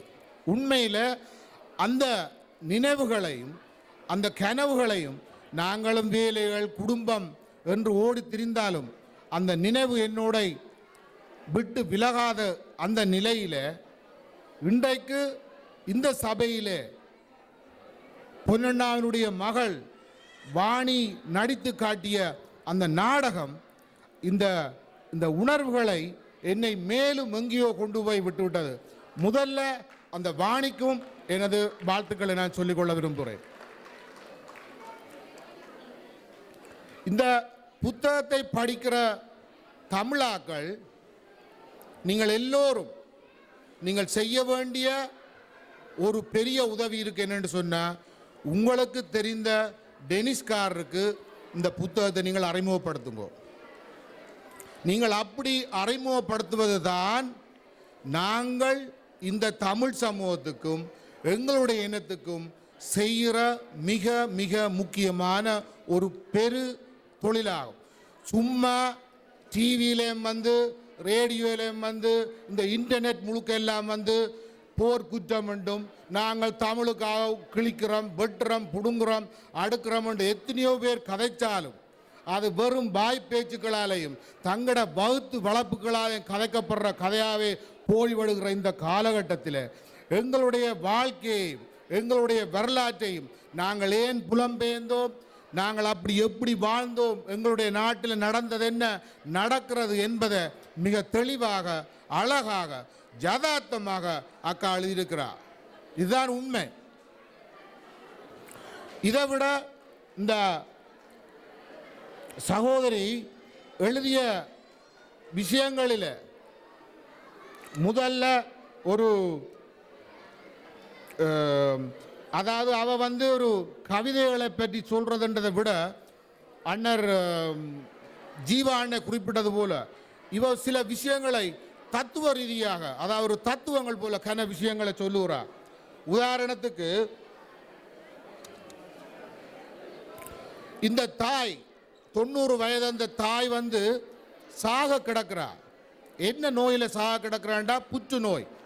இந்த புற்றுநோயை நாங்கள் எத்தனை பேர் எங்களுடைய சொந்தங்களுக்கு எங்களுடைய சமூகங்களுடைய எங்களுடைய இனத்தில் இந்த உலகம் முழுக்க பயங்கரமான ஒரு நோயாக இருக்கிற விஷயத்தை பற்றி பல பேர் பலவிதமாக கதைத்தாலும் மிகவும் அழகாக தத்ரூபமாக ஒரு 4 வரியிலே அக்கா சொல்லியிருக்கிறார். என்ன மாதிரி என்றா, எத்தனை நாளைக்குத்தான் புது சாணம் போட்டு மெருகி வைக்க முடியும், எறும்புங்கள் ஆங்காங்கே புத்தெடுக்கத்தானே செய்யும். இது மொழிபெயர்ப்பு தான் இருந்தாலும் அந்த மொழிபெயர்ப்பாக இருந்தாலும் அந்த கரு அதுக்குரிய அடிப்படை நீங்களாக்கா அந்த அந்த வெற்றி அன்னைக்கும் சேரும். மிக அழகாக சொல்லப்பட்டிருக்கிறது.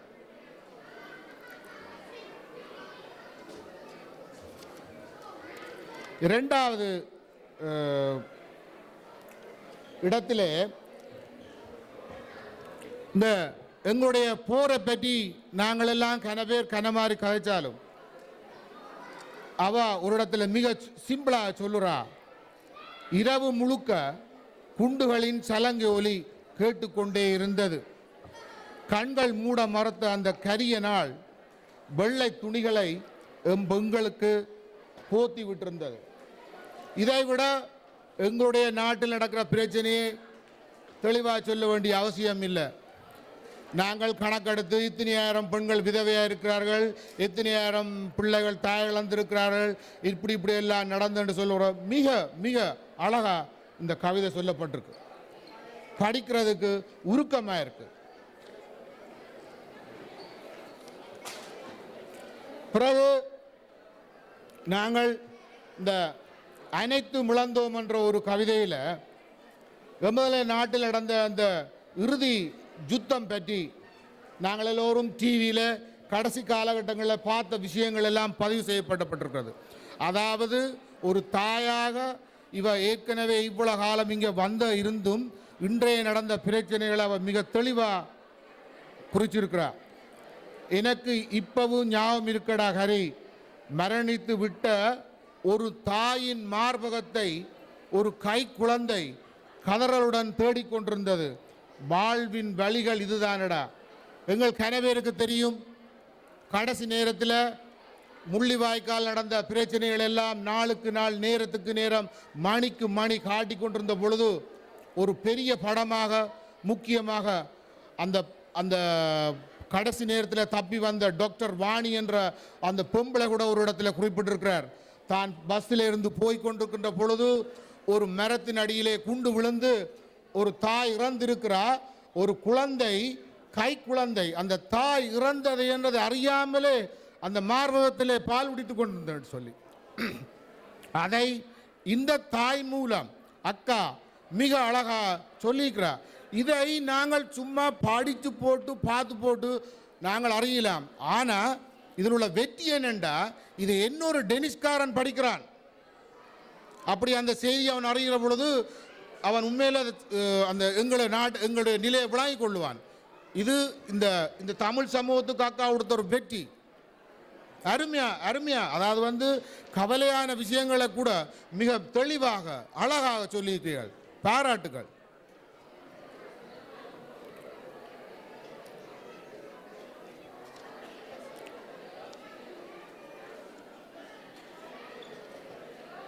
மற்றது இன்னும் ஒரு இடத்துல இந்த சகோதரி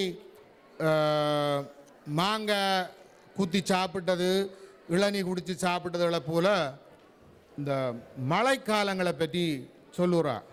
உண்மையில் அக்கா நீங்கள் வேலை செய்கிறது போல தான் நானும் உங்களுக்கு தெரியும் ஒரு குழந்தை பராமரிப்பு நிலையத்தில் வேலை செய்கிறேன்.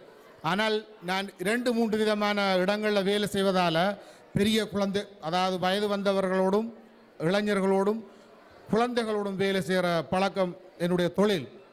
உண்மையில் நீங்கள் சொன்ன மாட்டீர்கள். இன்று வரையில் நான் டென்மார்க்கில் 27 வருஷம் ஆகிறது. இன்று வரையில் நான் ரெயின் கோட் வேண்டையில். ஏனென்றால் அந்த மழையில் நனைகிற சுகம், அந்த மழையால் கிடைக்கிற அந்த சந்தோஷம், அது அனுபவிச்சது தான் தெரியும். இதை நீங்கள் அழகாக சொல்கிறீர்கள். அதாவது இந்த மழை இங்கே பெய்யக்க எங்களுடைய அந்த கிராமம், எங்களுடைய அந்த சொந்தம், எங்களுடைய அந்த வீடு. ஆனால் அக்கா எனக்கு இந்த கவிதையை படித்தோன்னு எனக்கு ஒரு நல்ல ஞாபகம். எங்களுடைய ஒரு சின்ன கிராமம், கம்பர்மலை கிராமம், மழை பெய்தால் எங்களோட கிராமத்திலிருந்து அந்த அயல் வல்லடத்துறைக்கு போய் நாங்கள் மீன் வேண்டி வந்து சமைக்க முடியாது. ஏனென்றால் மழை காலத்தில் மீன்கள் வேண்ட முடியாத. அப்பொழுது அந்த வீட்டில் இருக்கின்ற அந்த கருவாடும் தோட்டத்தில் வைக்கப்படுற கத்தரிக்காயும் சேர்த்து தான் அந்த மழை காலத்தில் சாப்பிட்றது. அப்போ மழை பெஞ்சால் எனக்கு சந்தோஷம் இருந்தாலும் நான் நினைக்கிறேன், ஐயோ மழை பெய்யுதுன்ட்டு வீட்டை கத்தரிக்காயும் கருவாடும் தானண்டு. உண்மையிலே அக்கா அதை நான் அப்போ அம்மா பாட்டு கோவிச்சு நான். ஆனால் இப்போ அந்த கத்தரிக்காயும் கருவாடை நினைக்க உண்மையிலே எங்களை போல பழி செய்தாக்கள் ஒரு தரும் புலம்பெயரில். அவ்வளவுக்கு துன்பத்தை தர்றது அந்த சாப்பாடு, அவ்வளவுக்கு துன்பத்தை தந்தது இந்த மழை. எனக்கு உங்களை போல மழையை பற்றியான நினைவுகள் கனவுகள் எனக்கு இப்போவும் இருக்கு. அதை நீங்கள் அழகா சொல்லியிருக்கிறீங்கள்.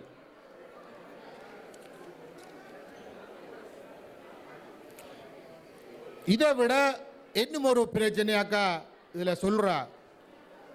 இந்த நாங்கள் டென்மார்க் வந்த காலகட்டங்களில் இந்த எப்படி நாங்களெல்லாம் அந்த காசுகளை சேர்க்கிறாங்கள்னு சொல்லி பதிலாக மிக அழகாக சொல்கிறோம். அதாவது நாங்கள் ஒரு உருவனை முந்தி 7 பெருக்கினாங்க, இப்போ அப்புறம் 9, இப்போ 10, 12 அப்படியே இப்போ அது பெருகி இப்போ 20, 22 அளவுக்கு வந்துடுது. அப்போ நாங்கள் ஒரு சாமானை முந்தி வேண்ட போய்க்க இது இப்படி என்றால் அதை தர 7, 12 பெருக்கினால் வேண்டதுக்கு மனம் வராது. அப்படித்தான் எங்களுடைய ஆக்கள் நிறைய காசை சேர்த்து நாங்கள் சேர்த்து கொண்டிருக்கிறோம். இப்போவும் கன பேர் சேர்த்து கொண்டிருக்கிறாங்க, நிற்கவே இல்லை. இலங்கையில் பிரச்சனை முடிஞ்சதும் இங்கே காசு சேர்க்க பிரச்சனை முடியலை. ஏனென்றால் அதை நீங்கள் அழகா அக்கா சொல்கிறா. ஆனால் இப்படியெல்லாம் சொன்ன அக்கா வாழ்க்கையில் எங்களுடைய முதுமையினுடைய காப்புறுதி என்னன்றதுக்கும் ஒரு தத்துவம் சொல்லியிருக்கிறார். எங்களுடைய இளமைக்கால சந்தோஷங்கள்லாம் எங்களுடைய முதுமைக்கான காப்புறுதி என்று சொல்லியிருக்கிறார். உண்மையாக்கா இது என்னுடைய பார்வையில் இது ஒரு பிலோசபி, ஒரு தத்துவ புத்தகம். கன விஷயங்களை இதை புளிஞ்செடுத்து இதை நீங்கள் இந்த இன்வெர்டர் கமாஸ் போட்டு கீழே கலாநிதி என்று சொல்கிற அளவுக்குரிய இந்த புது மொழிகள் போல செய்ய வேண்டிய நிறைய விஷயங்கள் இருக்குது. அதை அண்ணன் நீங்கள் கவனத்தில் கொள்ளணும் என்று நான் ஒரு அன்பாக வேண்டிக் கொள்கிறேன். உண்மையில் இது ஒரு பெரிய பெரிய விஷயங்களை அக்கா அழகாக தொட்டு சொல்லியிருக்கிறார், சிம்பிளாக சொல்லியிருக்கிறார். அதான் விஷயம். சிம்பிளாக சொல்கிறதில்ல, படிப்பதற்கு வாசிக்கிறார்களுக்கு மிகவும் இலகுவாக இருக்குது, எங்களுக்கு அது விளங்கக்கூடியா இருக்குது. சும்மா இங்கே கவிதைகள் புத்தகம் எழுதுகிறாங்க, அப்புறம் அந்த புத்தகத்தை படிக்கிறதுக்கு இன்னொரு கேட்டலாக் வேணும். இப்போ சில பேர் கவிதை என்று டென்மார்க்கில் இருக்கினேன், உண்மை நான் குறை சொல்லலை, விட்டுருக்கினேன். எனக்கு ஒரு ஆள் ஒரு கவிதை புத்தகம் கொண்டு தந்தவர் இன்னாட்ட புத்தகத்தை படித்து பாருங்க. நான் இதுக்கு ஒரு கட்லோகத்தா அதை படித்து இதே பழகி கொள்றாங்க. அப்படி இல்லை கவிதை. மக்களுக்கு இலகுவாக போய் சேரணும், மக்களிட போய் மனதில் தொடணும், மக்களை அது பாதிக்க வேணும். அக்கா, இது உங்களுக்கு அடுத்த வெற்றி. இதே போல் இந்த பள்ளிக்கூடத்தில் படித்த மொழி பாடசாலையில் படித்த விஷயங்களையும் எப்படி எப்படி இந்த டெனிஷ் மொழி இங்கே இருக்கு மாறுபட்டு இருக்குது எங்கட மொழிகளை பற்றி இவாக்கா மிக அழகாக சொல்லிக்கிறார். அதாவது நாங்கள் ஒரு மாறுபட்ட சமூகத்தில் மாறுபட்ட சூழலிருந்து வந்த நாங்கள் இங்கே இந்த டெனிஷ் மொழியை படிக்க உள்ள சிக்கல்களை பற்றி சொல்லியிருக்கிறார்.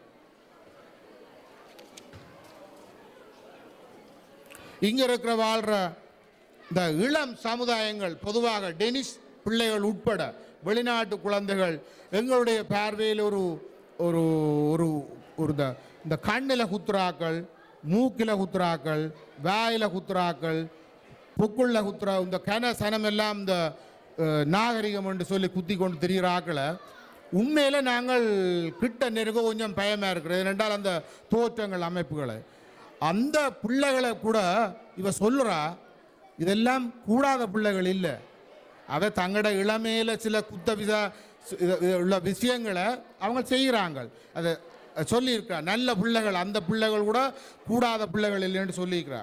இப்படி நிறைய நிறைய நிறைய விஷயங்களை தொட்டு கொண்டு போகிறா.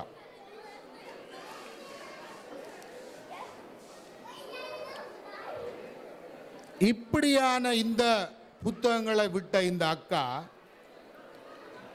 என்னுடைய பார்வையில் பொதுவாக நான் சத்யதாசன் அல்லது தொகுப்பாளர் சொன்னது போல இவர் ஒரு விமர்சனத்துக்குரிய ஆள், வில்லண்டக்காரன் சொல்லி போட்டு போனவர். நான் அப்படி இல்லை. நான் என் மனதில் படுறத உள்ளதை படுறதில் நான் கேட்க விரும்புகிறேன். இந்த கலாநிதி என்ற இந்த கவிஞர் அல்லது மொழிபெயர்த்த இந்த புத்தக கவிதையை, அந்த கவிதைகளை வலு நாசூக்காகவும் கெட்டித்தனமாகவும் புத்திசாலித்தனமாகவும் நகர்த்தி கொண்டு போய், அதாவது முதல் மதர்ஸ் டேயில், அதாவது ஒரு நன்னையர் தினத்தில் தொடங்கின இந்த கவிதை கடைசி முள்ளிவாய்க்காலில் அந்த மகன் உயிரோடு இருப்பதாக ஒன்றில் முடிகிறது. ஆனால் இந்த கவிதைகளில் 10 கவிதைகள்லையும் அந்த 10 கடிதங்கள்லையும் ஒரு இடத்திலும் அவர் எங்களுடைய இலங்கை அரசியலை அல்லது இலங்கை அரசாங்கத்தை, இராணுவத்தினரை பிழை என்று சொல்லல. அதே நேரத்தில் இயக்கத்துக்குத்தான் என் மகன் போனானோ இல்லாட்டி இயக்கக்காரர் தான் பிடிச்சு கொண்டு போனாங்களோ என்ற பிள்ளை காணவில்லை, ஊர்வல அதாவது குண்டடித்து சிதறப்பட்ட ஓடத்தில் என்ற பிள்ளை தொலைந்து போனான், எப்படி தொலைந்தான் என்று சொல்லி அந்த இயக்கக்காரரையும் இவ குறை சொல்லல. எங்களுக்கு ஏனெல்லாம் இப்படி நடக்குதுன்றது பற்றி சொல்லிக்க ஒரு விஷயத்தை அவ சொல்றா. என்னண்டா, எப்படியெல்லாம் எங்கள் வாழ்க்கையை கெடுத்தோம், எவனவனை வஞ்சித்தோம், எவனவனை ஏறி மிதித்தோம், கால தேவனின் கணக்கெடுப்பில் தராசு மேலே போனால் இப்பொழுது சாப்பிடுபவை செமிக்கும், கீழே போனால் அடிக்கடி பிறக்கரும். அதாவது தமிழாக்கள் செய்த கொடுமைகள் இருக்குத்தானே, அதைத்தான் இவ சொல்றான்னு நான் நினைக்கிறேன். அதாவது அக்கா, நீங்க அதுக்கு விளக்கம் சொல்ல வேண்டாம். அதாவது எங்கட தமிழினத்துக்கு செய்த விஷயங்களுக்குத்தான் இந்த அடியும் துன்புறுத்தலும் நடக்குதுன்னு சொல்றா என்று நான் நினைக்கிறேன். அதே நேரத்தில் கடைசியில் சொல்றா, கடைசி நேரத்தில் இன்னொரு கவிதையில் சொல்றா, கோபங்களும் பகிஷ்கரிப்புகளும் போராட்டங்களும் பிரிவுகளும் அழுகைகளும் போதுமடா கரி.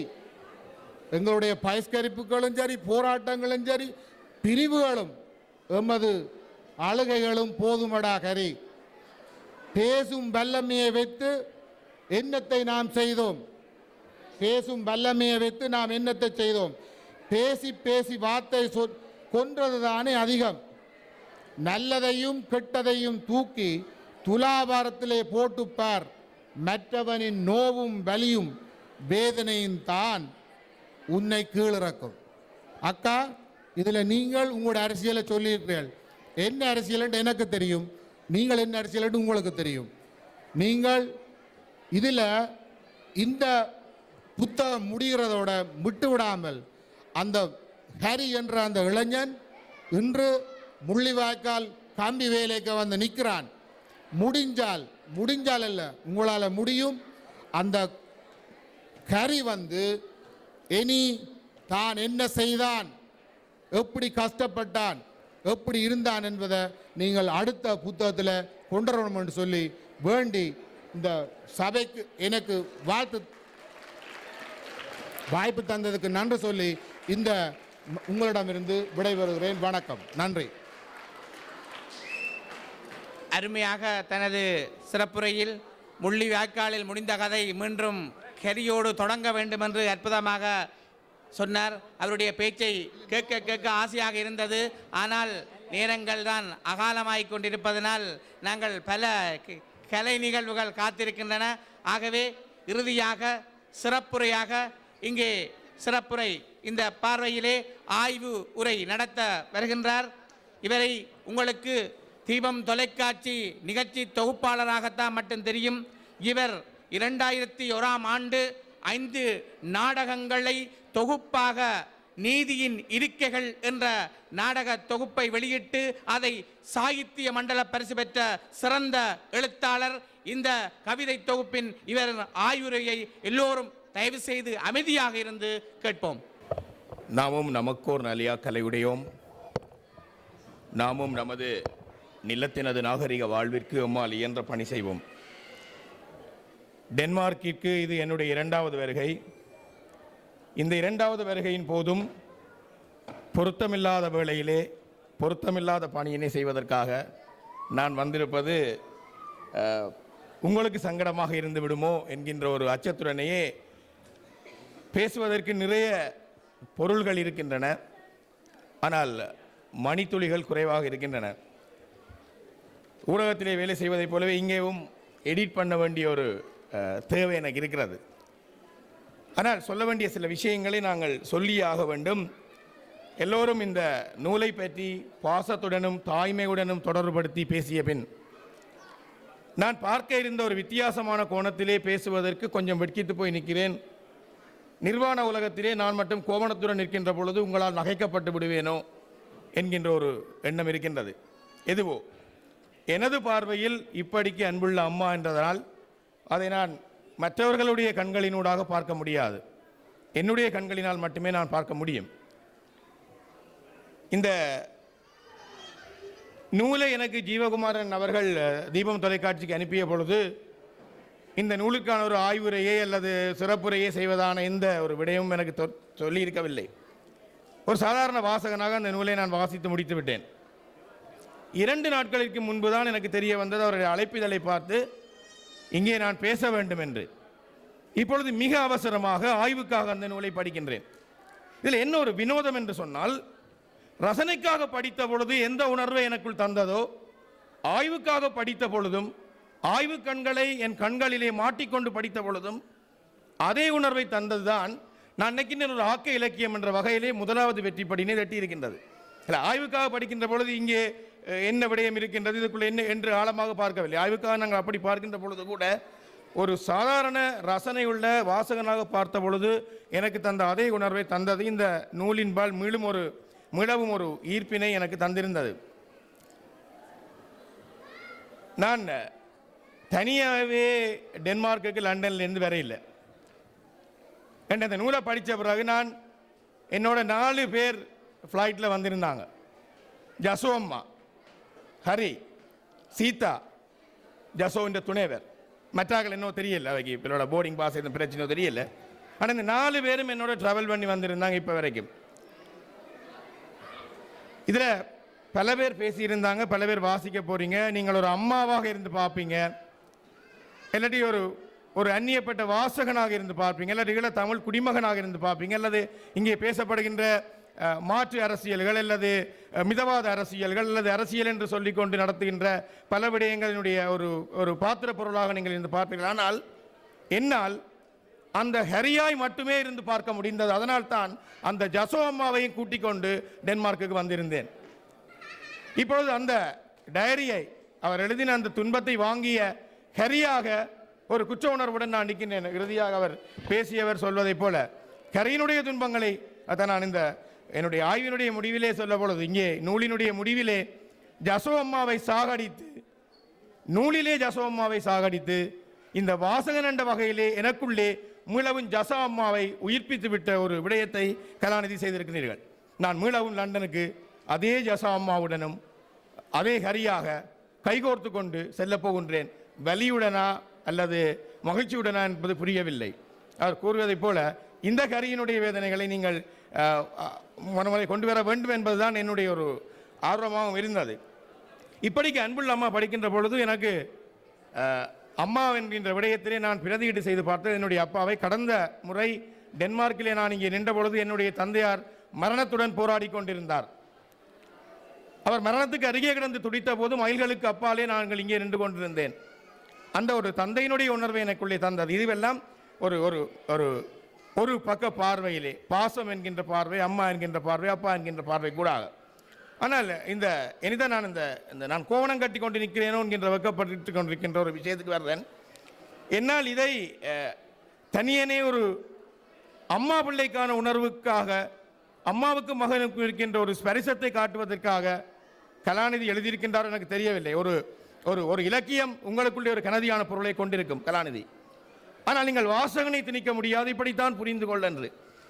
நான் புரிந்து கொண்டது வித்தியாசமாக இருக்கும் என்பதனால் தான் எனது பார்வையில் இப்படிக்கு அன்புள்ள அம்மா இதை நான் என்னுடைய தேசத்துடனும் எனக்கு நிர்ணயிக்கப்பட்ட அரசியலினுடைய மதில்களுக்கும் வெளியாலே ஒரு எலும்பும் சதையுமான அம்மாவுக்கும் பிள்ளைக்கும் உள்ள உறவாக மட்டும் பார்ப்பதற்கு ஏனோ எனக்கு அப்படி பார்க்க முடியவில்லை. இங்கே ஹரி யார், ஜசோ அம்மா யார், எந்த அரசியலுடன் நான் முடிச்சு போடுகின்றேன் என்பதுதான் அங்கே உள்ள பிரச்சனை. இதிலே கலாநிதிக்கு அரசியல் கருத்து இல்லாமல் இருக்கலாம், அது உங்களுடைய பிரச்சனை. ஆனால் கலாநிதியினுடைய அரசியல் கருத்தை வைத்துக்கொண்டு அல்லது சமூக கருத்தை வைத்துக்கொண்டு ஒரு வாசகனாக நான் பார்க்கவில்லை. எனக்கு அந்த ஹரி நாங்கள் இழந்து விட்ட சுதந்திரம் அல்லது எங்களிடமிருந்து பறிக்கப்பட்ட அந்த உரிமை, அந்த இது முழுக்க முழுக்க ஒரு அம்மாவுக்கும் பிள்ளைக்கும் உடைய பாசத்தை சொன்னாலும் ஒரு ஈழத்தமிழ் மகனுடைய அரசியலால் ஒடுக்கப்பட்ட ஒரு தலித்தியனாக ஒடுக்கப்பட்டவனாக அந்த காலத்திலிருந்து இன்று வரை ஒரு இழந்துவிட்ட ஒரு ஹரியை பற்றி புலம்புகின்றார். அந்த ஹரியை ஒரு ஹரி என்கின்ற தனி மனிதனாக வைத்து பார்ப்பதற்கு அப்பாலே எனக்குள்ள தந்த உணர்வு என்னிடமிருந்து பறிக்கப்பட்ட அல்லது நான் தொலைத்து விட்ட என்னுடைய உரிமை மீதான ஒரு விடயமாகத்தான் நான் பார்க்கிறேன். புலம்பெயர்ந்து வந்திருக்கின்ற ஈழத்தமிழ் மகன் ஒவ்வொருவனும் இந்த ஜசோமாவாக இருந்து கொண்டு என்னிடமிருந்து பறிக்கப்பட்ட உரிமையை ஹரியுடன் ஒப்பிட்டு பார்க்கின்ற பொழுது இங்கே அரசியலுக்கும் இந்த அம்மா பிள்ளை உறவுக்கும் எந்த வேறுபாட்டையும் என்னால் பார்க்க முடியாமல் இருக்கின்றது. சில வேளைகளிலே இது இந்த கோவணமாகத்தான் இருக்கலாம், ஆனால் என்னால் நிர்வாணமாக இருந்து பார்க்க முடியவில்லை இந்த நூலை படிக்கின்ற பொழுது.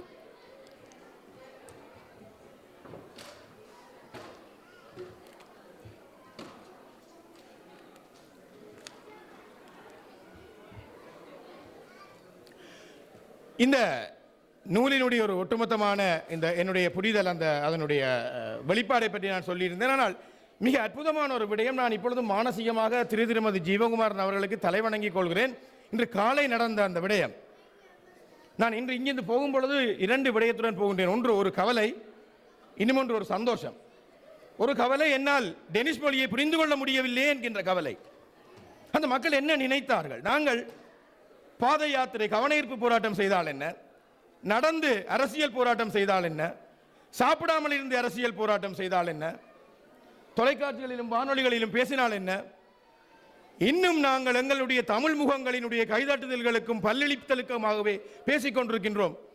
மாற்றானிடம் ஒரு புறவினத்தாரிடம் எப்பொழுது நாங்கள் அரசியலை பேசியிருக்கின்றோம்? எப்பொழுது உங்களுடைய வலிகளை தொட்டு பார்க்க வைத்திருக்கின்றோம்?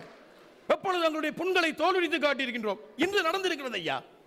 அவனுடைய மன உணர்வுகளை எங்களால் புரிந்து கொள்ள முடியவில்லையே. டெனிஸ் மொழியை புரிந்து கொள்ள முடியாத ஒரு அபத்தத்தனம் உள்ளவனாக இருந்து விட்டேன் என்கின்ற ஒரு வலியுடன் நான் செல்கின்றேன் மீண்டும் லண்டனுக்கு. இங்கே எத்தனை பேர் வந்திருந்தார்கள் என்பது முக்கியமல்ல, வந்திருந்தவர்கள் யார் என்பது முக்கியம். ஊடகம் சார்ந்தவர்கள், எழுத்தாளர்கள், நாவலாசிரியர்கள், பிரபலியமானவர்கள், இந்த 50 பேர் இந்த தேசத்தினுடைய 500 மதில்களை தாண்டி ஜீவகுமாரன், கலாநிதி ஜீவகுமாரன் சொன்ன இந்த எங்களுடைய அவலத்தை காவி செல்லக்கூடிய ஒரு வலி உள்ளவர்களாக இருக்கின்றார்கள். நாங்கள் எத்தனை பேர் இந்த போராட்டங்கள் நடந்ததே, முள்ளிவாய்க்கால் மக்களுக்காக அழுது புலம்பினோமே, ஆர்ப்பாட்டங்கள் செய்தோமே, உயர் ஸ்தானங்களுக்கு முன்னாலே கூடி நின்றோமே. எவனொருவன் தனி ஒரு நாங்கள் வாழ்கின்ற நாட்டின் புறவினத்தவனை கொண்டு சென்றிருந்தோம், அவனுக்கு எங்களுடைய சங்கதிகளை சொல்லியிருந்தோம் இல்லையே. ஆனால் நாங்கள் எப்பொழுதுமே மானசீகம் உள்ள தமிழ் மக்கள் எங்களுடைய உணர்வை பேசி யாருக்கு பேசுகின்றோம் ஐயா? மீண்டும் நானும் நீங்களும் தான் பேசிக் கொண்டிருக்கின்றோம். ஆனால் கலாநிதி முதல் முறையாக அந்நியனுக்கு பேசியிருக்கின்றார். அம்மா பிள்ளை என்கின்ற உறவு கூடாக தேசமும் தேச மக்களும் என்கின்ற அந்த தொப்புள் கொடியை பற்றி பேசியிருப்பதாகவே நான் உணர்கின்றேன். சில வேளையிலே கலாநிதி தெரியல, நீங்கள் இது நான் உண்மையாகவே அரசியல் சாயம் பூசையில் இப்படித்தான் நீங்களும் கோவணத்தை கட்டுங்கொண்டு நான் சொல்லல. இது நான் காட்டின கோவணம். உங்களுடைய புரிதலுக்குள்ளே வேற உங்களுடைய காதலிக்கும் காதலனுக்கும் இடையில் இருக்கின்ற கூடல்களாகவும் புரிந்து கொள்ளலாம். அது புரியவர்களுடைய பக்கம். ஆனால் இந்த ஸ்பூன் ஃபீடிங் செய்ய இயலாது. இப்படித்தான் புரிந்து கொள் என்று எந்த வாசகனையும் சொல்ல முடியாது.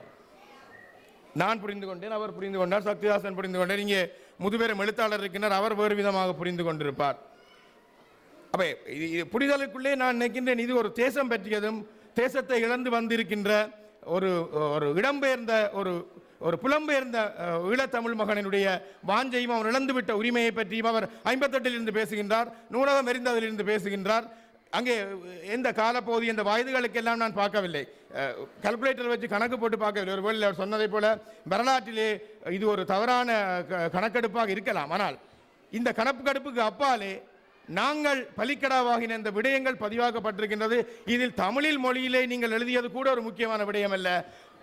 இன்னும் ஒரு மொழியிலே இருந்து அவனுக்கு சொல்கின்றீர்களே, திறமைமிக்க புலமையனின் வெளிநாட்டார் அதனை வணக்கம் செய்ய வேண்டும். பார்த்திருந்தேன், அவர்களுடைய உணர்வுகளை புரிந்து கொண்டேன், ஆனால் மொழிகளை புரிந்து கொள்ள முடியவில்லை என்று கவலையுடன் செல்கின்றேன். ஒரு மகிழ்ச்சியான விடயம், என்னுடைய தேசத்தை பற்றிய அவலம் இன்னும் ஒரு தேசத்தவனுக்கு ஊடுகடத்தப்பட்டிருக்கின்றது வாழ்வில் முதல் தடவையாக என்று எண்ணிக்கொண்டு சந்தோஷத்துடன் போகின்றேன். ஒரு கவலை, ஒரு சந்தோஷம். இந்த இன்னொரு விடயம் இதுக்குள்ளே பார்க்கின்ற பொழுது இந்த மதங்களை பற்றி இங்கே பேசப்படுகின்றது. எல்லா மதத்தை பற்றி, அந்தோனியாரில் இருந்து அல்லா வரை, அம்மாளாட்சியிலிருந்து வேளாங்கண்ணி மாதாவா என்று நினைக்கின்றேன், எல்லா இடத்திலும் புத்தனை பற்றி பேசப்படுகிறது, குர்ஆனை பற்றி பேசப்படுகிறது. மத பிரச்சாரத்துக்காக வா அல்லவா என்று தெரியவில்லை. இது மத நம்பிக்கையை பற்றி பேசுகின்றதா அல்லது மதங்களை விமர்சிக்கின்றதா புரியவில்லை. ஆனால் ஏதோ நெஞ்சுக்குள்ளே நெருட வைக்கின்றது. இங்கே சமயங்கள் மீதான இருக்கின்ற ஐதீகங்கள் பேசப்படுகின்றது, இலக்கியங்கள் புராணங்கள் மீதான ஐதீகங்கள் பேசப்படுகின்றது. பாலன் பிறப்பு, சிலுவையில் அறைதல், உயிர்க்கப்படுதல், குந்தி தேவி கர்ணனை ஆற்றிலே விடுதல், துகிலுரிதப்படுதல், கிருஷ்ணா கிருஷ்ணா என்று அபயம் என்று அழைத்தல். இங்கே இந்த அம்மா, இந்த ஜசோ உறவு என்கின்ற துகிலால் உரியப்படுகின்றாள் நிர்வாணப்படும் வரை. அவளுடைய துகில் உறவுகள், அவளை விட்டு போய்கொண்டிருக்கின்ற உறவுகள், அவள் நிர்வாணமாகிக் கொண்டு போகின்ற பொழுது கிருஷ்ணா கிருஷ்ணா என்று கிருஷ்ணனை தேற்றி பேசிக் கொண்டிருக்கின்றாள். கிருஷ்ணன் புதிய புதிய உறவுகளை அவளுக்கு கொடுக்கின்றார், புதிய புதிய வழிகளை அவர்களுக்கு கொடுக்கின்றார். அங்கே வருகின்ற அவருடைய மேற்பார்வை பணிப்பெண்கள், இணையதளங்கள் என்று அவருடைய வாழ்வு அங்கே மாறுகின்றது. இது கிருஷ்ணா கொடுத்த ஒரு அந்த அபயம். உரிய துகில் வந்ததை போல உறவுகள் போக போக புதிய புதிய உறவுகளை பிரசவம் கண்டாளா? அப்படி என்றால் இது மத ஐதீகங்களை பற்றி பேசுகின்றதா, அல்லது மத ஐதீகங்களை விமர்சிக்கின்றதா, அல்லது ஐதீகங்களை சமகால பாடுபொருளுடன் கொண்டு வந்து புதிய சிந்தனைக்கு எங்களை கொண்டு வருகின்றதா என்ற பல முடிச்சுகள் இங்கு அவிழ்க்கப்பட வேண்டியது இருக்கின்றது. அது என்னுடைய வேலை இல்லை. வாழைப்பழத்தை உரித்து வாய்க்குள் வைத்து தடியால் கிண்டியும் விடுவதல்ல என்னுடைய வேலை. வாழைப்பழம் இருக்கின்றது, இனிப்பாக இருக்கின்றது என்று ஒருவர் சொல்கின்றார், சாலையாக புளிப்பாக இருக்கின்றது என்று இன்னொருவர் சொல்கின்றார். நீங்கள் சுவைக்க வேண்டும். நூல் உங்களுக்கானது. யாரோ ஒருவர் கும்மிரட்டில் குமரி எழுந்து தீபமேற்ற நாங்கள் பகவத்கீதை படிக்க முடியாது, நாங்கள் வாசிக்க வேண்டும் என்பது என்னுடைய கருத்து. நூலகங்களிலே மக்கள் குறைந்திருப்பதை போலவே இன்று இலக்கிய கூட்டங்களிலே உணவுகளை அருந்தி கொண்டு சில வேளையிலே தவிர்க்க முடியாது. 11 மணி 12 மணிக்கு நின்று கொண்டு நாங்கள் சாப்பிடாமங்கிற பேச்சை கேளுங்க கொண்டு சொல்லலாம். ஆனால் இதுவரைக்கும் எங்களுக்கு புலம்பெயர்ந்த காலங்களில் இருக்கிற ஒரு பிரச்சனை, நாங்கள் தொலைக்காட்சி நிகழ்ச்சி நடத்தினா என்ன, 40-50 வயசு நிறைச்சி விழுந்தவங்களுக்கு தான் நிகழ்ச்சி நடத்துகிறோம். இங்கே ஒரு பிரிட்டிஷ் பிள்ளைகளும் பார்க்குறேன், பிரிட்டிஷ் போனும் பார்க்குறேன், ஒரு யூரோப்பியன் போனும் பார்க்குறேன். அது பிபிசி பார்க்கும், இல்லாட்டி இங்கே ஏதாவது நோர்வே சேனல் பார்க்கும். நாங்கள் செய்கிற ப்ரோக்ராம் எல்லாம் 40-50 நிறதில் விழுந்தாதுக்கு. நாங்கள் எழுதுகிற புத்தகங்கள் எல்லாம் யார் பிள்ளைக்கு வாழைப்பழத்தை கலட்டித்தான்னு சொல்லுதாமன்ட்டு அங்கே கம்பன்களை ஜெயராஜ் ஒரு கட்டுரை எழுதினார். அப்படி எங்களுடைய பிள்ளைகள் தமிழிலே வெறுப்புண்டாகின்ற அளவுக்கு நாங்கள் விமர்சிக்கின்றோம். எனவே இன்று முதலாக கலாநிதி ஜீவகுமாரன் இந்த பிள்ளைகளுக்கு தமிழ் தானே கசக்கின்றது, இந்த தமிழனுடைய பிரச்சனையை உனக்கு இன்பமான, உனக்கு இனிக்கின்ற, உனக்கு இலகுவான இந்த மொழியிலே தருகின்றேன். தமிழ் மொழியிலே எனக்கு இதை பிடிக்கலையிலே வருகின்ற கவிதை கூட ஒரு விமர்சனம் உண்டு, புரியும்படியாக எழுதுங்கள், இங்கே இந்த பிள்ளைகளுக்கு புரியவில்லை என்று. நான் சொன்னேன் கவிதை புரிவதற்காக எழுதவில்லை, நாடகத்தை பார்த்து விட்டு அதை கேளுங்கள், ஏதாவது மனதை பிடிச்சி கசக்கிவிடும். அந்த கசக்கிறது தான் எனக்கு தேவை. உங்களுக்கு புரியக்கூடிய மொழிநடை ஆழம் உள்ள உங்களுடைய மொழியிலே எழுதப்பட்டிருக்கின்றது. உங்களுடைய மொழி என்று சொல்கின்ற பொழுது நான் தமிழ் மொழி உங்களுடையது அல்ல என்று சொல்லவில்லை. உங்களுக்கு இலகுவாக இதை ரசிக்கக்கூடிய மொழியிலே என்று தரப்பட்டிருக்கின்றது என்று சொன்னால், இதற்கு பின்பு நாங்கள் அடுத்த சந்ததிக்கு இந்த தமிழ் மொழி ஒன்றுதான் தடையாக இருக்கின்றது, இதற்குள்ளே இருக்கின்ற ஆழத்தை புரிந்து கொள்ள முடியாமை தான் தடையாக இருக்கின்றது என்ற விமர்சனத்தை இந்த நூல் உடை தருகின்றது என்பதுதான் என்னுடைய பொருளாக இருக்கின்றது. நிறைய பேசுகின்றேன், ஆனால் ஒரு விடயம் நான் இறுதியாக சொல்லிவிட்டு இந்த விடயத்தை முடிக்க வேண்டும். தனியவே இந்த மதங்கள், ஐதீகங்கள், இலக்கிய புராணங்களில் இருக்கின்ற நம்பிக்கைகளை பற்றி மட்டும் பேசாமல் உளவளம் சார்ந்த விடயங்கள் பேசப்படுகின்றது. மகதிவ காலத்திலும் இடர்கள் வந்த பொழுதும் மகிழ்ச்சியாக இருப்பது எப்படி, உற்சாகமாக இருப்பது எப்படி என்று ஒரு வகையான கவுன்சிலிங் விடயங்கள் கூட இதுக்குள்ளே சொல்லப்படுகின்றது. தொழில்நுட்பம் சார்ந்த பரிச்சயங்கள் வயது முதிர்ந்தவர்களுக்கு எவ்வளவு தூரம் இன்றியமையாதது, அதற்கூடாக கூட தங்களுடைய தனிமை சுமைகளை அவர்கள் போக்கலாம். இலத்திரனியல் உலகத்திலே கணனி இன்று ஒரு நண்பனாக இருக்கின்றது என்று சொன்னால், அந்த நண்பர்களுடன் விளையாடி கொண்டிருக்கின்ற பொழுது தன்னுடைய தனிமையை மறக்கின்ற ஒரு விடயம் இருக்கின்றது. இது எல்லாம் எங்களுடைய சமகாலத்தில் இருக்கின்ற எலிமெண்ட்ஸ், அந்த மூலகங்களை கொண்டு வந்து குவித்திருக்கின்றார். தேசத்துக்கும் புலம்பெயர்ந்து ஓடி வந்த தேசத்தவனுக்கும் இருக்கின்ற தொப்புள் கொடி அருந்த ஹரிக்கும் தாய்க்கும் ஜசோக்கும் இடையில் இருக்கின்ற தொப்புள் கொடி அருந்த உறவுக்கூடாக ஒரு குறியீட்டுவாத இலக்கியமாகவே நான் இதை பார்க்கின்றேன். என்னை மன்னித்துக் கொள்ள வேண்டும், இது நான் கட்டிய கோவணம் தவறாக இருந்தால் இது என்னுடைய கோவணம். நன்றி, வணக்கம். அரசினை நூலாசிரியை திருமதி கலாநிதியும் மொழிபெயர்ப்பாளராக இருந்து கணவர் திருமதி இலக்கிய குடும்பங்களாக வழங்குகின்றார்கள். முச்சம் சாத்தியம்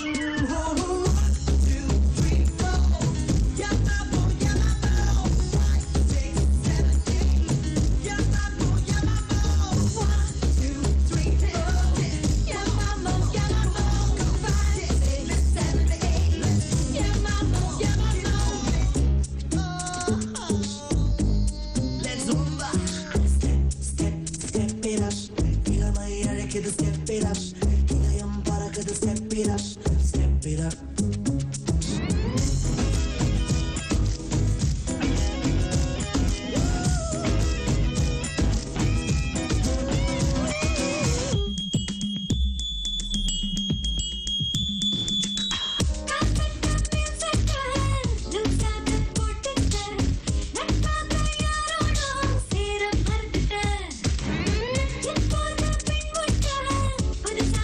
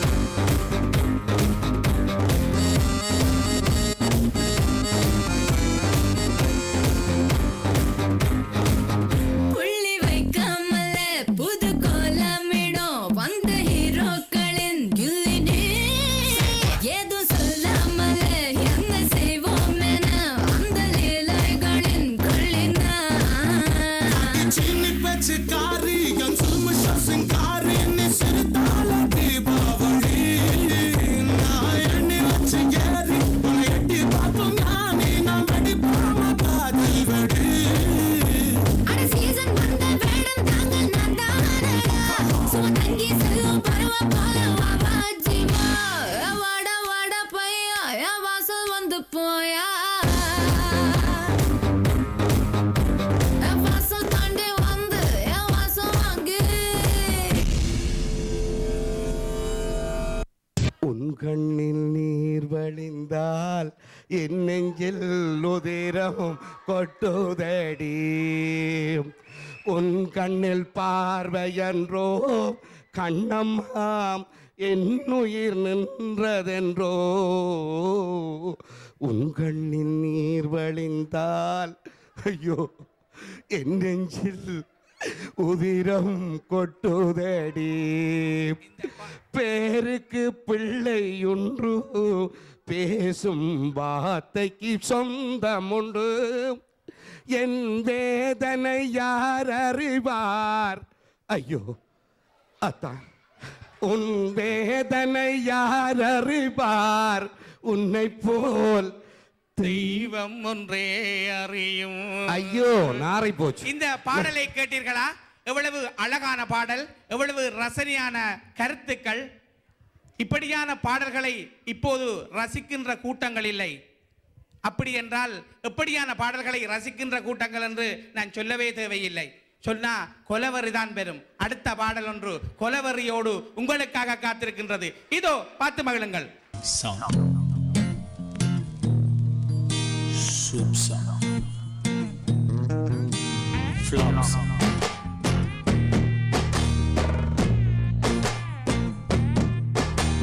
Why they colaveri, colaveri, colaveri day? Why they colaveri, colaveri, colaveri day? Rhythm correct? Why they colaveri, colaveri, colaveri day? Maintain please. Why they colaveri a day? Dispensula moon color white background night color black. Why they colaveri, colaveri, colaveri day? Why they colaveri, colaveri, colaveri day? White skin girl heart black. Ice meet my future dark. Why this colaveri, colaveri, colaveri day? Why this colaveri, colaveri, colaveri day? Mama, what's the job? Abhi kele snacks hoga. Papa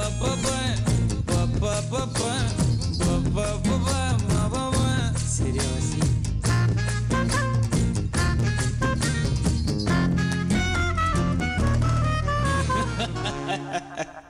Super mama, ready? 1, 2, 3.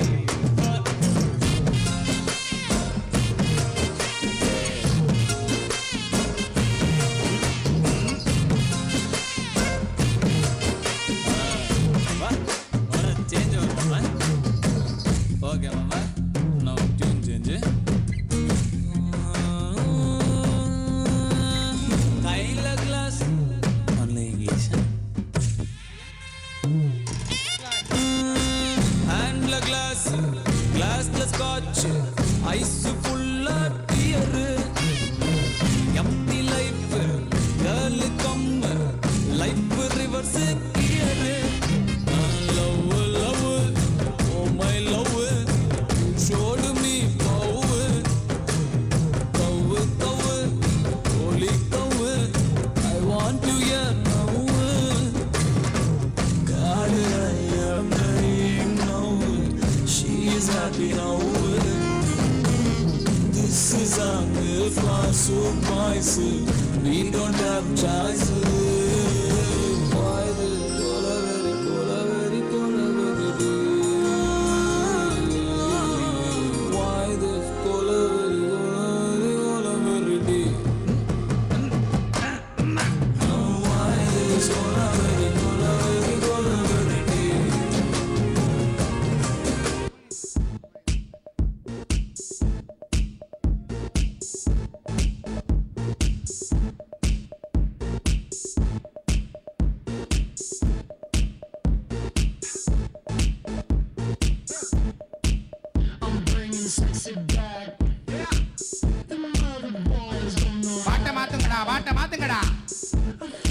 sure it's behind your back.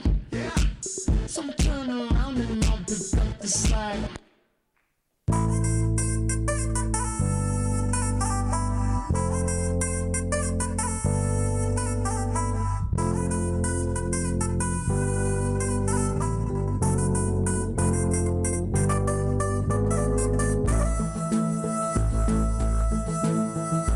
வாட்டி வாட்டி வாட்டி வாட்டி cute பொண்டாட்டி நான் தாங்க மாட்டேன் தூங்க மாட்டேன் நீ இல்லாட்டி அடி வாட்டி வாட்டி வாட்டி வாட்டி ஹாட் பொண்டாட்டி நான் தாங்க மாட்டேன் தூங்க மாட்டேன் நீ இல்லாட்டி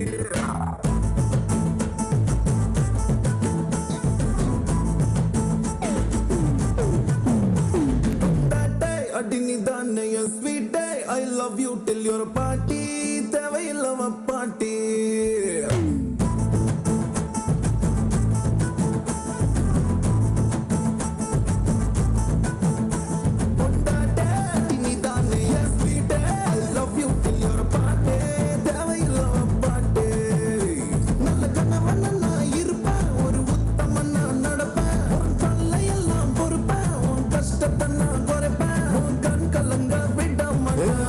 வடி வடி வடி கியூட் பொண்டாட்டி நான் தாங்க மாட்டேன் தூங்க மாட்டேன் நீ இல்லாட்டி அடி வடி வடி வடி வடி ஹாட் பொண்டாட்டி நான் தாங்க மாட்டேன் தூங்க மாட்டேன் நீ இல்லாட்டி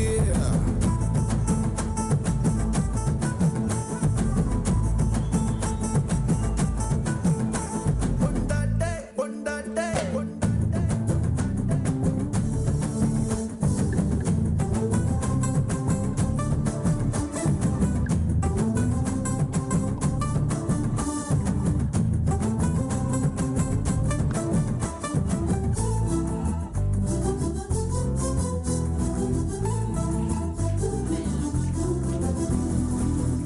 எங்கே தீபிகன் திலீபன், தினோஜன் திலீபன், மயூரன் திலீபன், கஜன் சிவகுருநாதன். இந்த நடனத்தை பழக்கி வழங்கியவர் செல்வி நிசாந்தி சிவகுருநாதன். கருணானந்தன், ஜெசிகா புவனேந்திரன், மன்னிக்கவும் ஜெசிந்தா புவனேந்திரன். இவர்கள் தாங்களே பழகி தாங்களே ஆடும் ஒரு நடன விருந்தை உங்களுக்கு அளிக்க இருக்கின்றார்கள். இதோ உடனடியாக ஆரம்பமாகின்றது. கண்டு களியுங்கள்.